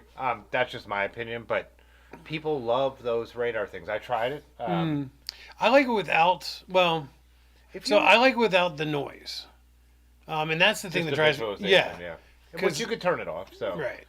I think if I rode a lot of roady country miles where you're always zoned out, you're just kind of head down riding 60, 70 mile days solo, it would make sense. When I used it, I ride so much through Akron to get wherever I'm going.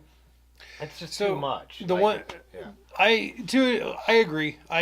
So when I was in college, I was in Portland, Maine, which is a small city. And I biked everywhere. I didn't have a car for most of that time, and also I would have preferred to bike anyway. So I will say, at a certain point, you just get some awareness to your surroundings. Like, you hear things just feel like it's hard to explain. Yeah, you get good at looking back without swerving, and just subconscious stuff like that. With that said, no, I don't think anybody necessarily needs them. I think it's if a car is going to hit you, it's like, so if you see that car coming at you in your mirror, how many times do you have a reasonable, safe option of getting out of the way? Yeah. By the time it's going to hit you. And that's kind of one of the thoughts. I would say with like I've got a Varia. I have it on silent. So I only see it when I glance down. The one place where I see it being useful, I had never thought about this until I was home for Thanksgiving, which is suburbia, like South Boston. There are significantly more electric cars in that point, or in that area of the country. And one thing I've never thought about, heard about. You don't hear them. Yeah. Yeah, you don't hear anything. And so if that is where you typically ride with that demographic, it's a safety precaution in that sense, because electric cars, they're hard to hear. I could see this too. So cycling, Brian said he likes it traffic, and then Sam, who lives in Chicago, said helpful when merging in traffic. I do think it could cut down the speed of having to look. I could see that. Yeah.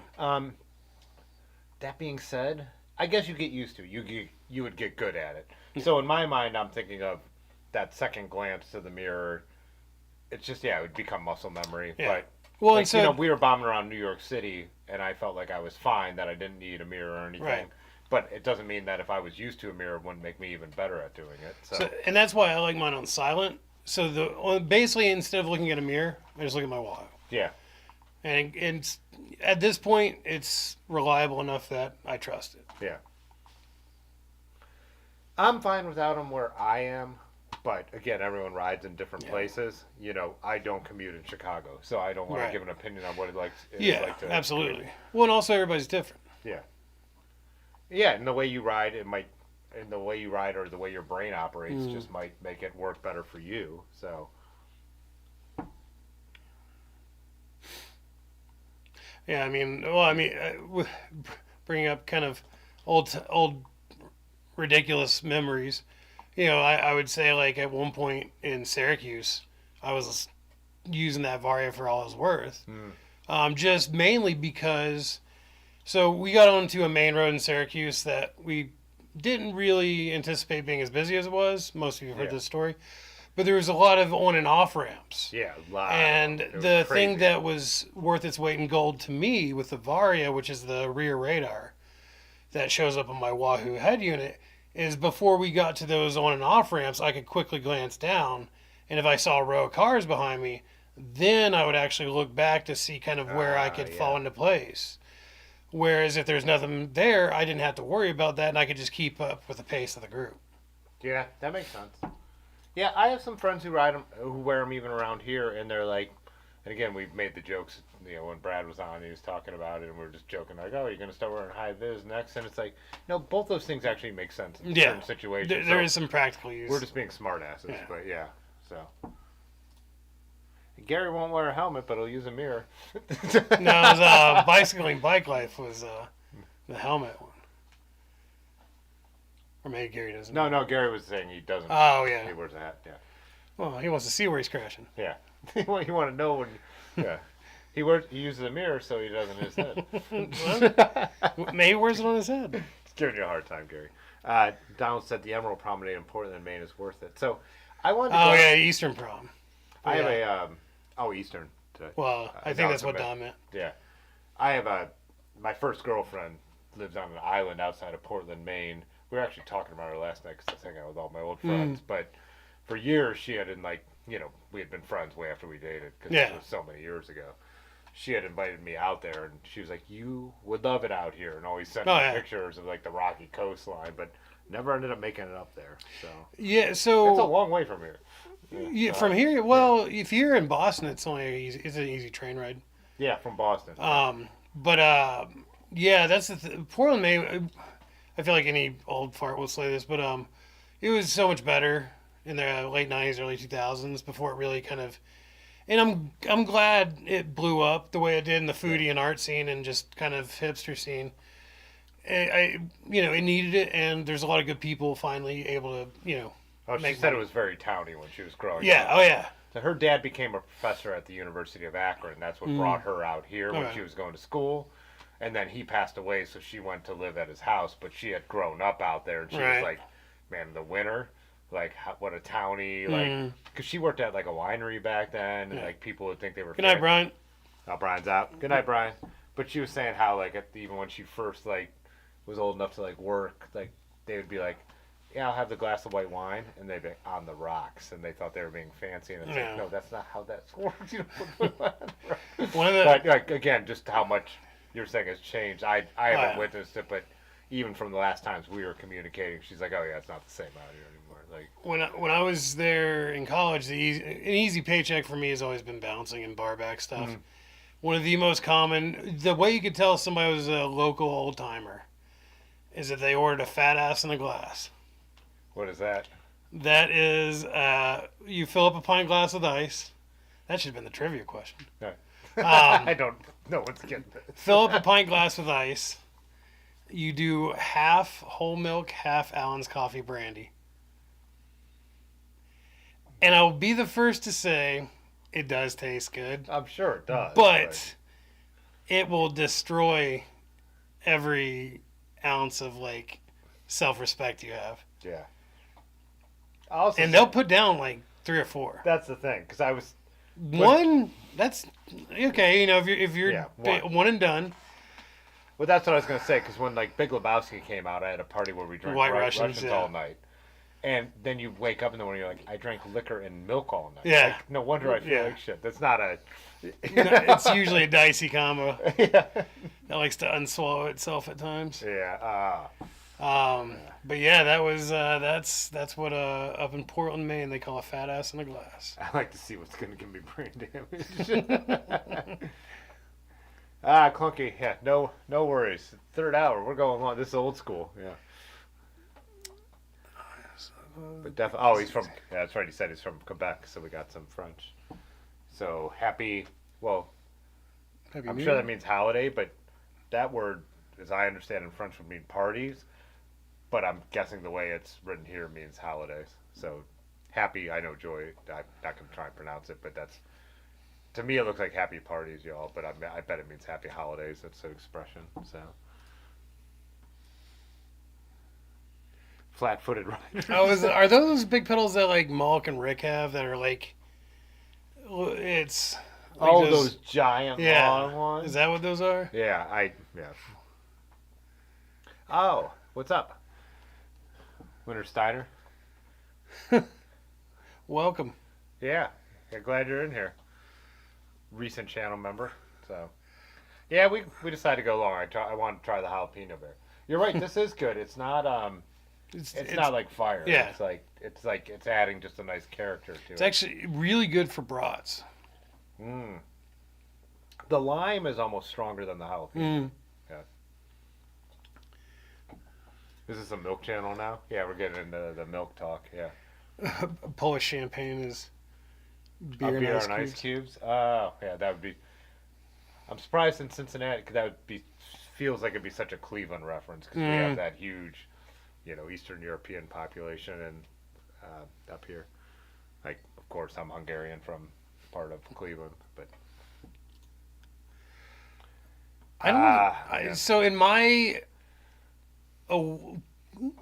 awareness of life, never had warm milk, and it's really not. Well, I've had it in like a English tea or Irish tea, but like Anyway. the idea of like just warming up. Actually, no. I guess no. I take that back. Well, hot chocolate. I got what was called a moo at a coffee shop one time, where it's just steamed milk and some sort of flavor shot, and it's actually pretty good. Okay, well, yeah, that's. But just- yeah. Yeah, I guess I was gonna say, but I am not someone the idea of warm milk beverage. Yeah. Because I drink cortadas and lattes and stuff like that, but that is so But you're different getting to me more than with that, yeah. where the milk is the number one ingredient that's warm, and it's probably just the way I grew up since no one in my family ever did it. Same, yeah. Also, warm alcohol is not a thing. Like any kind of, I can't. So like one of the things I enjoyed when I was doing a lot of guide work is I would do like a nicer than Swiss Miss hot chocolate, and I'd add a little bit of Dr. McGillicuddy's to it. So it was kind of like a mint chocolate thing. That was pretty good. But I wouldn't just sit there and drink. Like it would be like one and done sort of thing. Because like glue wine, all the German warm or like the holiday punch. And stuff like that. None of that is. Yeah, it just doesn't really. Do it for me. But I'm not a big red wine person anyway. Oh no, you're not. I do like red wine. Yeah, so that already that's kind room of temperature. Yeah. Not. But what I'm saying is, it was like glue vine and stuff like that. Yeah. Like, it's got that very kind of Yeah. red wine kind of with spices feel. I do like Cabernets and stuff, but again, it's just very. Yeah, it's still different to me. The Wintersteiner has heard of a moo. Oh, I'd go for a warm moo right now. Nice. Guess this is a milk. Yeah, you're right. Yeah, it isn't. It did become a milk. Yeah. What are you guys? 2%? Like, if you had what percent? What kind of milk? Eddie comes to me as a soy guy. Maybe cashew. Cashew. More of a traditionalist with almond milk. I grew up like drinking 2% milk, and I would drink a glass of it. Growing up, that's all like cereal, and I would drink the whole bowl. And I don't think I've had milk in my house now for same.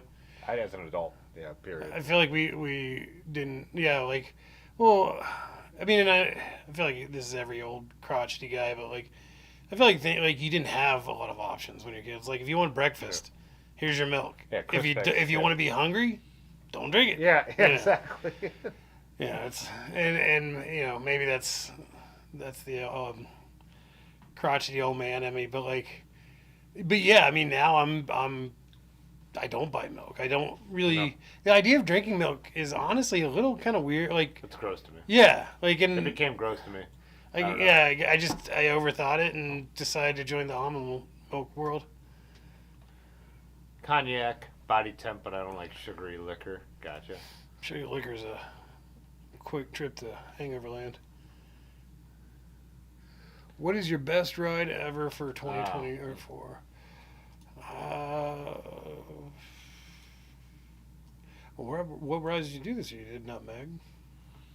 Did Road Apple. Yeah, Nutmeg was probably my favorite. It's so hard to say ride if you're singing one day. Yeah. If it's a trip, probably my big trip's always my favorite just because it's I'm get it going full vacation. And trips are always going to stand out just because you've invested more than just. Yeah. Yeah, Nutmeg was. Probably the OCA with Dylan. It was. I'm wearing shorts and a t-shirt on October 30th, riding from Queens into Manhattan and then up the Hudson. When you guys had impeccable weather too, right? Beautiful. Yeah, that's what I thought. Yeah, I mean it was peak fall foliage. I love the Hudson River. I love New York City. I offended Eddie with my 2%. cashew milk. Yeah, I did 2% guy. Buttermilk. Yeah. Why did all these comments so I am offended. Gary's not a milk guy. Whole. I've never had whole. No, I've had whole. And I will say that if milk's the only option and I want to put some, I usually drink my coffee black, but if I want to add milk to something and that's the only option, I'm not going to not drink. If I'm at a place that doesn't have, Aaron's turned me into a coffee snob, but if I'm having diner coffee, then I don't care what dairy. I'll put dairy into it, but chocolate milk every day. Oh wow. Chocolate milk is pretty good. I don't really care for chocolate. For some reason, chocolate milk hits different. I like it, but I just never have it anymore. It's what's the situation? Well, that's the thing. I think I maybe drink it a 46-year-old has chocolate milk because no kids. You're going through the gas station, you see one of those little jugs, and you're just kind of I guess that would just never went out for me. Well, so honestly, I'll have chocolate milk once, maybe twice a year. And so it's one of those things where it'll probably just be something that I see, and it's oh, that'd be good. You know, and then I'll have it. It's kind of like pumpkin beer. Yeah. No, I could totally see that. I just don't do it. Like I mean, it's yeah. Any Rivendell riders? I think our only one was Rick. Yeah, I don't. And I'm he sure there's someone sold in that here. one in a hurry. Yeah. Oat milk is your non-alcoholic recovery drink of choice. So, Lael Wilcox is a beast in regards to just drinking heavy cream or half and half on her like Really? deep digs. Yeah. Oh, because the protein? Well, it's everything. Oh, carbs and protein. Yeah. Huh. And sugar. Yeah, sugar. Yeah. Huh. Yeah. So you'll see her like with one of those like, heavy cream jugs, like the paper jugs, just down the hatch and like a fistful of French fries. I think my vegetarian years and my vegan friends have turned me off on milk just so. I just don't know how I could hold that down on a ride. Yeah. Because like that's the sort of thing that it's either gonna make you feel like you've got 100 pounds in your gut, or it's gonna hit the abort button. Yeah. Huh. Yeah. Yep, man. Matt, we were talking about that earlier. It's Surreal. having an effect. Yeah. I mean, and I knew Russ knew who I was. Like, I've commented on live streams before, and he like called me a fellow YouTuber. I'm like, oh, I didn't know this guy knew who I was, and this is already like 2 years ago, 3 years ago. Tim pops his handkerchief up. Yeah. And then on Instagram, he once in a while even comments. So it's like I knew he knew who I was, which I don't expect. Like, I don't think I'm a nobody, but I definitely don't think I'm a big shot. Yeah. But I just knew he was aware of me. But yeah, to get that shout out makes a big deal. And I think someone like me, you, Large, some of the way back folks, like it still doesn't feel that big because we all were existing in an adverse world and just making the best of a little moment here and there as we could, and so we kind of became buddies, and it never really felt like it grew bigger. No. And even when you jumped in the early live stream chats, I was like, how'd you find this? Because I didn't tell anyone I was doing it. I wanted to try and do it. I like almost didn't want anyone to show because I was nervous about it. Like, so Marge and I kind of crossed interweb paths and kind of had some mutual friends and just started following each other. And then I kind of saw where you and Aaron and Brad were friends that were mutual. And I was trying to find people to ride with in Ohio because at that point, like, I was desperate just to ride. And so I started following your stuff, and then I think you had a link to your YouTube in the description on your Instagram or something along those lines. And so I was just like, I'll see what this, I'll go ahead and subscribe to this, like, see what it's about, because I'm into photo and bikes. And if it sucks, I'll just unsubscribe. Yeah. And I think it just popped up that your live stream and was like, oh, all right. Yeah, you jumped in one of the early ones, and then I was like, oh crap. I think I literally said, like, how'd you find this? And you mentioned Ben, Large Marge. And I was like, oh, okay. And I'm like, I didn't expect anyone to be chatting in here. Like, now I'm going to talk to a chatter. Because I literally had a list of things to say. Because I wanted to, like, prove I could live stream. Yeah. Like, I researched it, and, so. Been eating the hell out of pumpkin pie since You've got to have a strong whipped cream ratio, and it's got to be crappy fake whipped cream. Oh, really? See, my mom makes a really good pumpkin pie, and I don't mind it plain, but we also, in my family, we use the Ready Whip.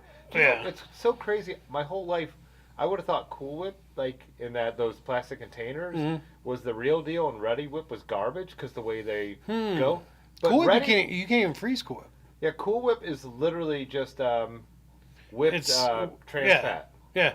It's so back in the day, cake frosting. Ready Whip is all dairy. Yeah. There's like nothing artificial in Ready Whip. Back in the day, cake frosting predominantly was lard and sugar. Yeah. And then whatever color added it, you put in it. That blew my mind when I realized Ready Whip was actually the real product, and Cool Whip was like basically, the stuff they invented to grease wheels during World War II. So. Well, I will say in regards to the pumpkin pie discussion, I guess it depends on like if we're doing the super sweet canned pumpkin pie or if we're actually making a real pumpkin pie. Because I feel like a real pumpkin pie I wouldn't want to put anything on. Yeah.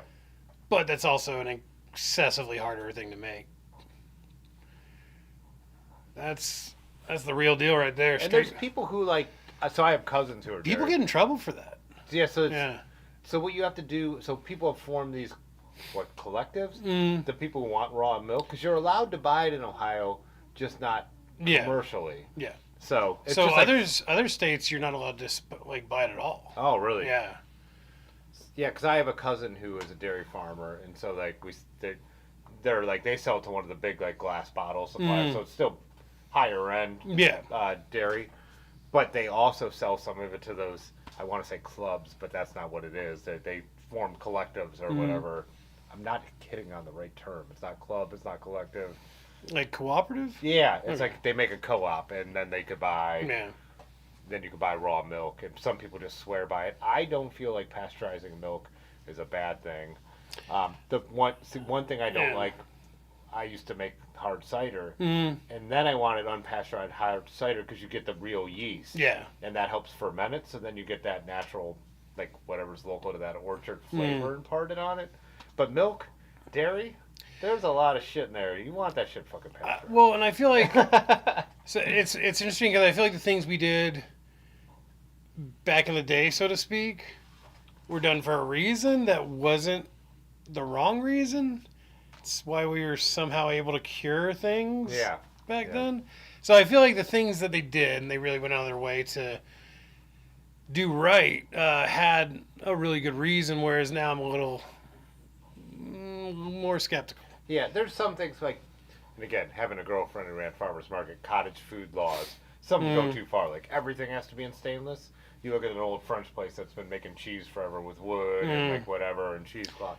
There's different levels of that, but also there are things where you travel in the U.S. and you're not going to get sick from everything you eat because we do have laws that keep you safe in certain ways. But yeah, anyways, we don't need to go down this path that far. I believe it. Yeah. Oh, melted it and drank. Yeah. Yeah, I can see that. Thanks, Matt. I appreciate that. Oh, nice. Another guy came over from Pathless Pedal. Thanks, Eric. Nice. Yeah. Welcome. Oh, Yinzer up in here from Pittsburgh. You haven't met Yinzer in person, have you? No. Yeah. Oh, Black Ball's in That here. new GCM. Oh, really? Nice. Hey, Black Ball. It's been a while. Yeah. Toronto, Black Ball. The old Maple Leafs fan. If we do another spring meetup, you got to make it out. You don't have to ride the. Well, it's the mainly group my A. schedule. Yeah. I've got a very hectic, very long 6-day work week in peak season, unfortunately. But Now we had fun doing basically what we did is we on the way out like the night before the Otisford Bay, we just kept asking everyone, "Do you want to do another cut? Do you want to do just another keep cut?" doing So it was cruises. but we had it could have been a smooth flat bike path ride as well. So we kept it so whoever showed up kind of could choose do your it. own adventure. Yeah. Nice. And the main thing was hanging out. That was the point. It was like hanging out with like Chris. Well, I mean, we do that for a lot of the. I mean, we did that before in Syracuse. Yeah. Yeah. Yeah. Just yeah. Huh.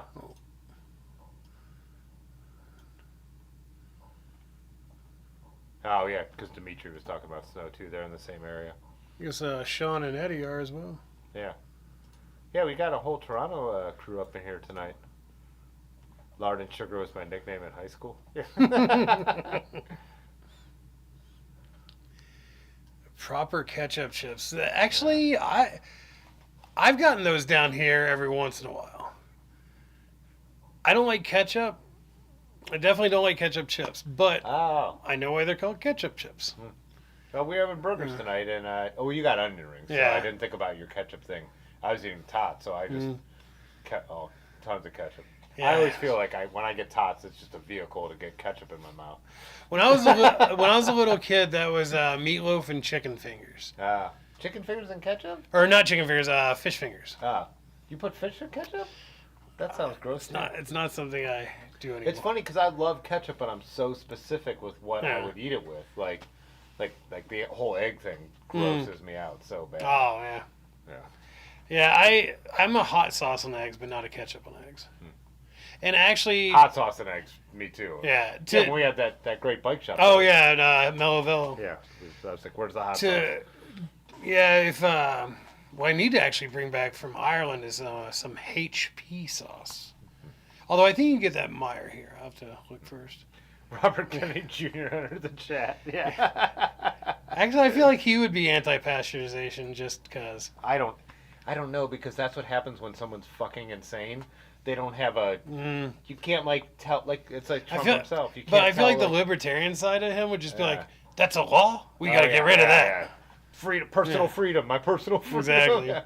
But then, yeah. No tread on snake. Yeah. All right, Blackball. Yeah, we'll make it a weekend again. Me and Otis have talked about it, but we don't have the date nailed down yet. But yeah, it was cool last year, because basically what I did is I just piggybacked off the fact that he was having an event. So I'm like, oh, we could make this so if someone did want it, because I don't like hosting the big thing. Yeah. So it was like, but if you do, like someone like Blackball is going to come all the way down from Toronto, there's multiple rides. So it's like, Yenser's onto something. The all-dressed chips are pretty tasty. I've never heard of that. It's Canadian, usually a Canadian chip, but like every once in a while, Lay's will sneak some in the little bags that at my local gas station gets them. A lot of times I'll usually buy them and try a few and let people at work try them. But the all-dressed was pretty good. I have to say, whoops, missed it. Eric was saying he found Pathless Pedal from us. That's cool. Wild. I've heard that a couple times. I mean, that's how YouTube and algorithms work. But yeah, that's still crazy. Well, I mean, if you're like me and you don't have a ton of bike YouTube channels you follow, you don't really get a lot of pop-ups in your algorithm from just following one channel. So yeah, I guess I can get that. Hot sauce on everything. I am someone who like I make black beans because I eat vegetarian at home, so I eat black beans all the time. I always have hot sauce. Like if I run out of Frank's, I think I only have that one bag down here. I was about to say, if you look at my lunchbox, you'll find a big old thing of ghost pepper powder. I don't go super hot sauce. Like Frank's is very I like the heat. Adobo sauce. Pasteurizing destroys all the naturalized enzymes. Yeah, I get that. I just don't feel like milk's that healthy. But do I need those? Yeah, exactly. Like the dairy ones? Not necessarily. I mean, I might. I just don't know. But like, that's my first thought. It depends on what we're talking. Yeah. We also have bagged milk. Actually, bagged milk is not uncommon in other areas of the world. Bottom comment. What's that? The one under that one was. Oh, the bagged. Yeah, Tom Lamontagne. We also have bagged milk. I've never heard of bagged milk. I mean, it is what it is. It was when Terry was just in Japan, because there's Lawson's everywhere. But Lawson's is from Cuyahoga Falls. Really? Yeah. So that's the wild. original Lawson's is about a mile and a half down the road from here. Huh. And you know what his innovation was? He Fountain drinks? No, he had a dairy. Then you delivered to people's homes. He opened a retail in the front of the dairy where you were able to go and buy the milk whenever you wanted. You didn't have to get it delivered. And so then he opened a second location, which was literally 3 doors down. Oh, wow. And he put other stuff in it. He invented the convenience store. That's what Lawson's is. And that's why they became a convenience store. But he was a dairy owner. And he started putting it in the glass bottle, the gallon milk bottle everyone knows. And that is right here in Cuyahoga Falls. And that's crazy. It got sold a number of times, and then when it got sold to Dairy Mart here, then to Circle K, but the brand still exists in Japan and is huge, and just all of Southeast Asia. Anyways, there's your fun fact for the night, guys. I always get some history. Yeah, the closest we have to those is Sheets over here. It's really too bad. Yeah. Like the idea of a good proper Japanese 7-Eleven or Lawson's is just such a experience. I think we got to get rid of this. Destroyer. I can't do it with the way the chat pop works. Yeah. I got you, boo. Yeah.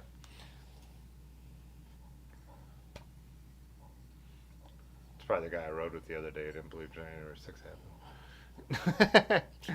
Canada's the land of potato chips and chocolate bars. It's like being in heaven.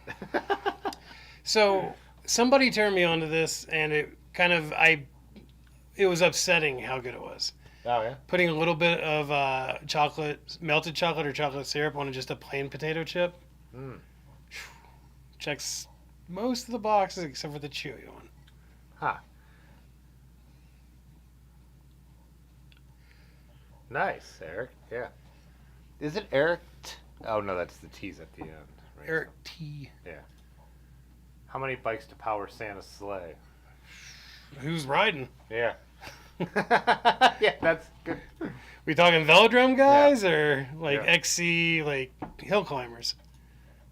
Lawson's for the win. Japan Lawson's is so good. Yeah. Yep. Sheets, yeah. Sheets taking over, man. Yeah. That style, too. New Yorkers who might bike to with the door sheets. What was the one that we found when I went east? You guys all knew about it. There's like the version of sheets that has a name that almost sounds Indian. Like, Truett, like, Asia Indian. I want to say like Bibby Bobby. It was something like that. And we didn't know about it. Are you talking about Wawa? Wawa. Yeah. That's like the sheets that's out Mm-hmm. east, right? Yeah, I think it started in Pennsylvania. Yeah. Cumbies? What's Cumberland Cumbies? Farms. Oh. What's that? It's a gas station. Oh, huh.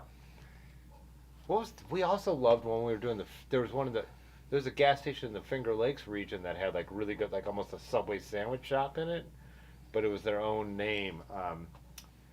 That one I don't think I'll get. Yeah, that's not up your alley. But we were like, then once we started seeing those, we were like, oh, these are legit. Yeah. But they weren't like Sheets or Wawa. Wawa.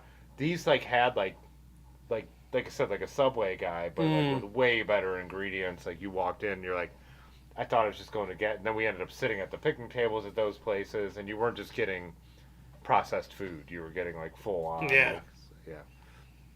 No, you can go deep into the gas station. Well, I mean, gas station food cycles exist. Yeah.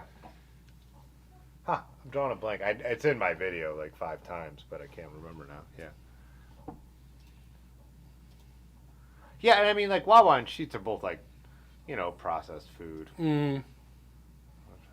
UDF. There's UDF United in Dairy, Columbus. yeah. Right? We've got them, around this area too. Yeah. Up here, there's not a lot. There's not many. I'm not even sure Bunch I can around picture me. one. Yeah. Yeah, I know them from Columbus. UDF is definitely much more of a Columbus area thing. Well, the thing that the convenience store got completely killed by the gas station because people weren't going to make 2 trips. Like I remember we used to go to Dairy Mart to get milk, and then it was like, no, now you just get it when you're getting gas. But growing up, Well, yeah, I mean, that little tiny gas station in my town has a full deli, and they make, like, fresh pizzas and stuff. Like, Rudders, Rock Eastwood said. He's in PA. That's not what I was thinking of for the Finger Lakes, though, because it was a I'm 2-word familiar with name. that one. Yeah. It almost makes me want to, like, I'm not going to scrub through the video to find it. Wawa Reach, Maryland. Oh, Wawa's out in Maryland. Cumberland Farm and Rudders. Huh. Cumberland Farm and Rudders I had never heard of. Definitely heard of Cumbies, but not Rudders.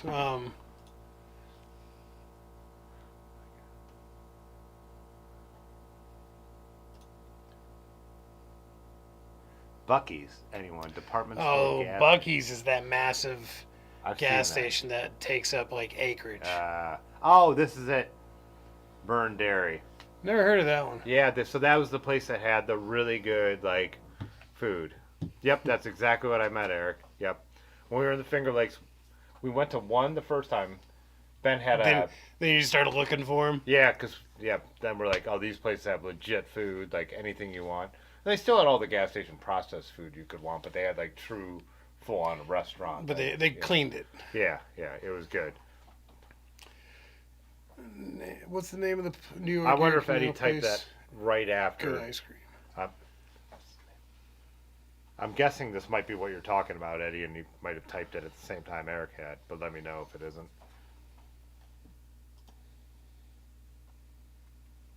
Yeah, those burned dairies. We had one on the first day marked because there was nothing else around because we were coming off the canal trail and then dropping into the Finger Lakes, and Ben had like his tubeless tire wasn't holding, and we're like, we need a place to fix this, and we're like, well, the thing's coming up here, and then we're like, oh, this place is awesome. Yeah. Yeah, Wawa is just like a novelty because we don't have it here, but it is just a sheet, so it's okay. There's nothing. Absolutely. There's not like they have anything good here. Yeah. No, it wasn't Brian for.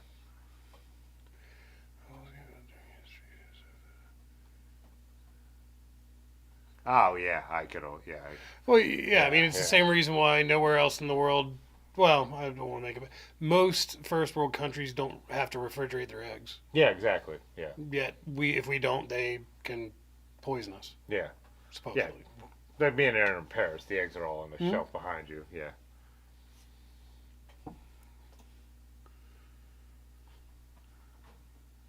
Both those temperatures don't mean anything to me, unless they're Celsius.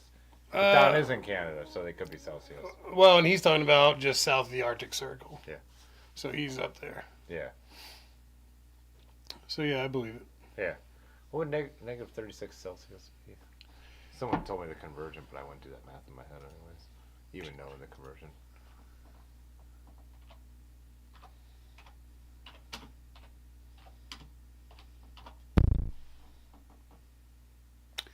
Wait, that doesn't make any sense. How could the numbers come together all of a sudden? Well, the gaps between the numbers are different because theirs is based on boiling point and freezing point, and ours is based on rainbows and farts. Yeah, I'm still not buying this though. Because if zero Celsius is 32 Fahrenheit, how could these now all of a sudden only be 4 degrees off? Obama. You're right. Stewart's. Oh, they're the people who make those cream sodas and stuff like that in the bottle. Oh. I believe that's the same company. What the fuck is this calculator? It's the worst thing I've ever seen in my life. This is the most Get out of here. That makes no sense to me. Math is hard. Stewart's has like stores? I think so. I think that's how they started, and then I'm kind of. I feel like there's something to this, but like I also feel like I might be making this up. But I think they start off as the fountain, like the stores, but then their drinks. Oh, they're really making took like off. the fountain drinks. Yeah. 'Cause now I think of it as like boutique bottled beverages. Yeah. Yeah, that's it's the same people. Is anyone still watching this besides the 4 people are chatting? Yeah, we're still. Yeah, 71. Man. Yeah, what's wrong with you guys? Well, they're probably all sitting at home really bored with mom and dad. Yeah. They're sitting in the room that they left 20 years ago. Or they're chilling out right now before. This is their the calm before the storm. Yeah. Yeah. Virgil? Virgil's not familiar with that one. No. Or maybe Virgil's is a different kind of soda. I believe it. Yeah. It's like a Sinclair or something. Regional gas station. Type thing. Man, that's a callback. Yeah. I don't think those are around anymore. Green Dinosaur. Yeah, those are also a Southwestern one more. Had to drink the milk. That whatever they're Yeah. Yeah, that was. There's a lot of things in Napoleon Dynamite I still haven't really processed. 30 years later. I'm not with mom or dad. But in the same room and really bored. Hoff's drinking some wine. Or we put the kids to bed and are enjoying some peace. Yeah, there you go. fair. Yeah. You're talking to 2 fellas without kids, so. It's those 100 subscribers. We're kind of filtering out the Russ influence. Yeah. Seeing if the strong survive. I think we should wind it up. It is almost 11, right? It's 11:30. Man, this is like a marathon. Yeah, this is a pandemic era stream. Like, wow. Yeah, thanks guys. Whether you joined us from a wheat coast. Oh, West Coast. Yeah. Every time this is what happens every time I say I'm gonna leave, and then you get a bunch of comments that send me down. Still have Sinclairs in Cali. Yeah. Oh, they do. Adirondacks, they have Stewart's, huh? All right, got it. All right, glad Pudgy, you guys got to meet Pudgy. If you weren't around, we did a remote stream way back in the day. Yeah, I think there's a whopping like 8 people there for that one. Yeah, yeah. But all right. Probably 4 by accident. I don't have any plans for the channel except that if I am going to do the 500, I'll be filming plenty of footage and I'll come up with something. So I did like the idea of like I should do a challenge to do every single ride on a different bike, but I'm not going to. Well, for you, you'd have to just get about 5 miles on each. Yeah, well, that's true. Yeah, and make sure the tires still are holding here. Yeah. Snow's cushion. All right, guys. Okay, bye. All right. Okay, Yeah. this time. Fitzwater photo.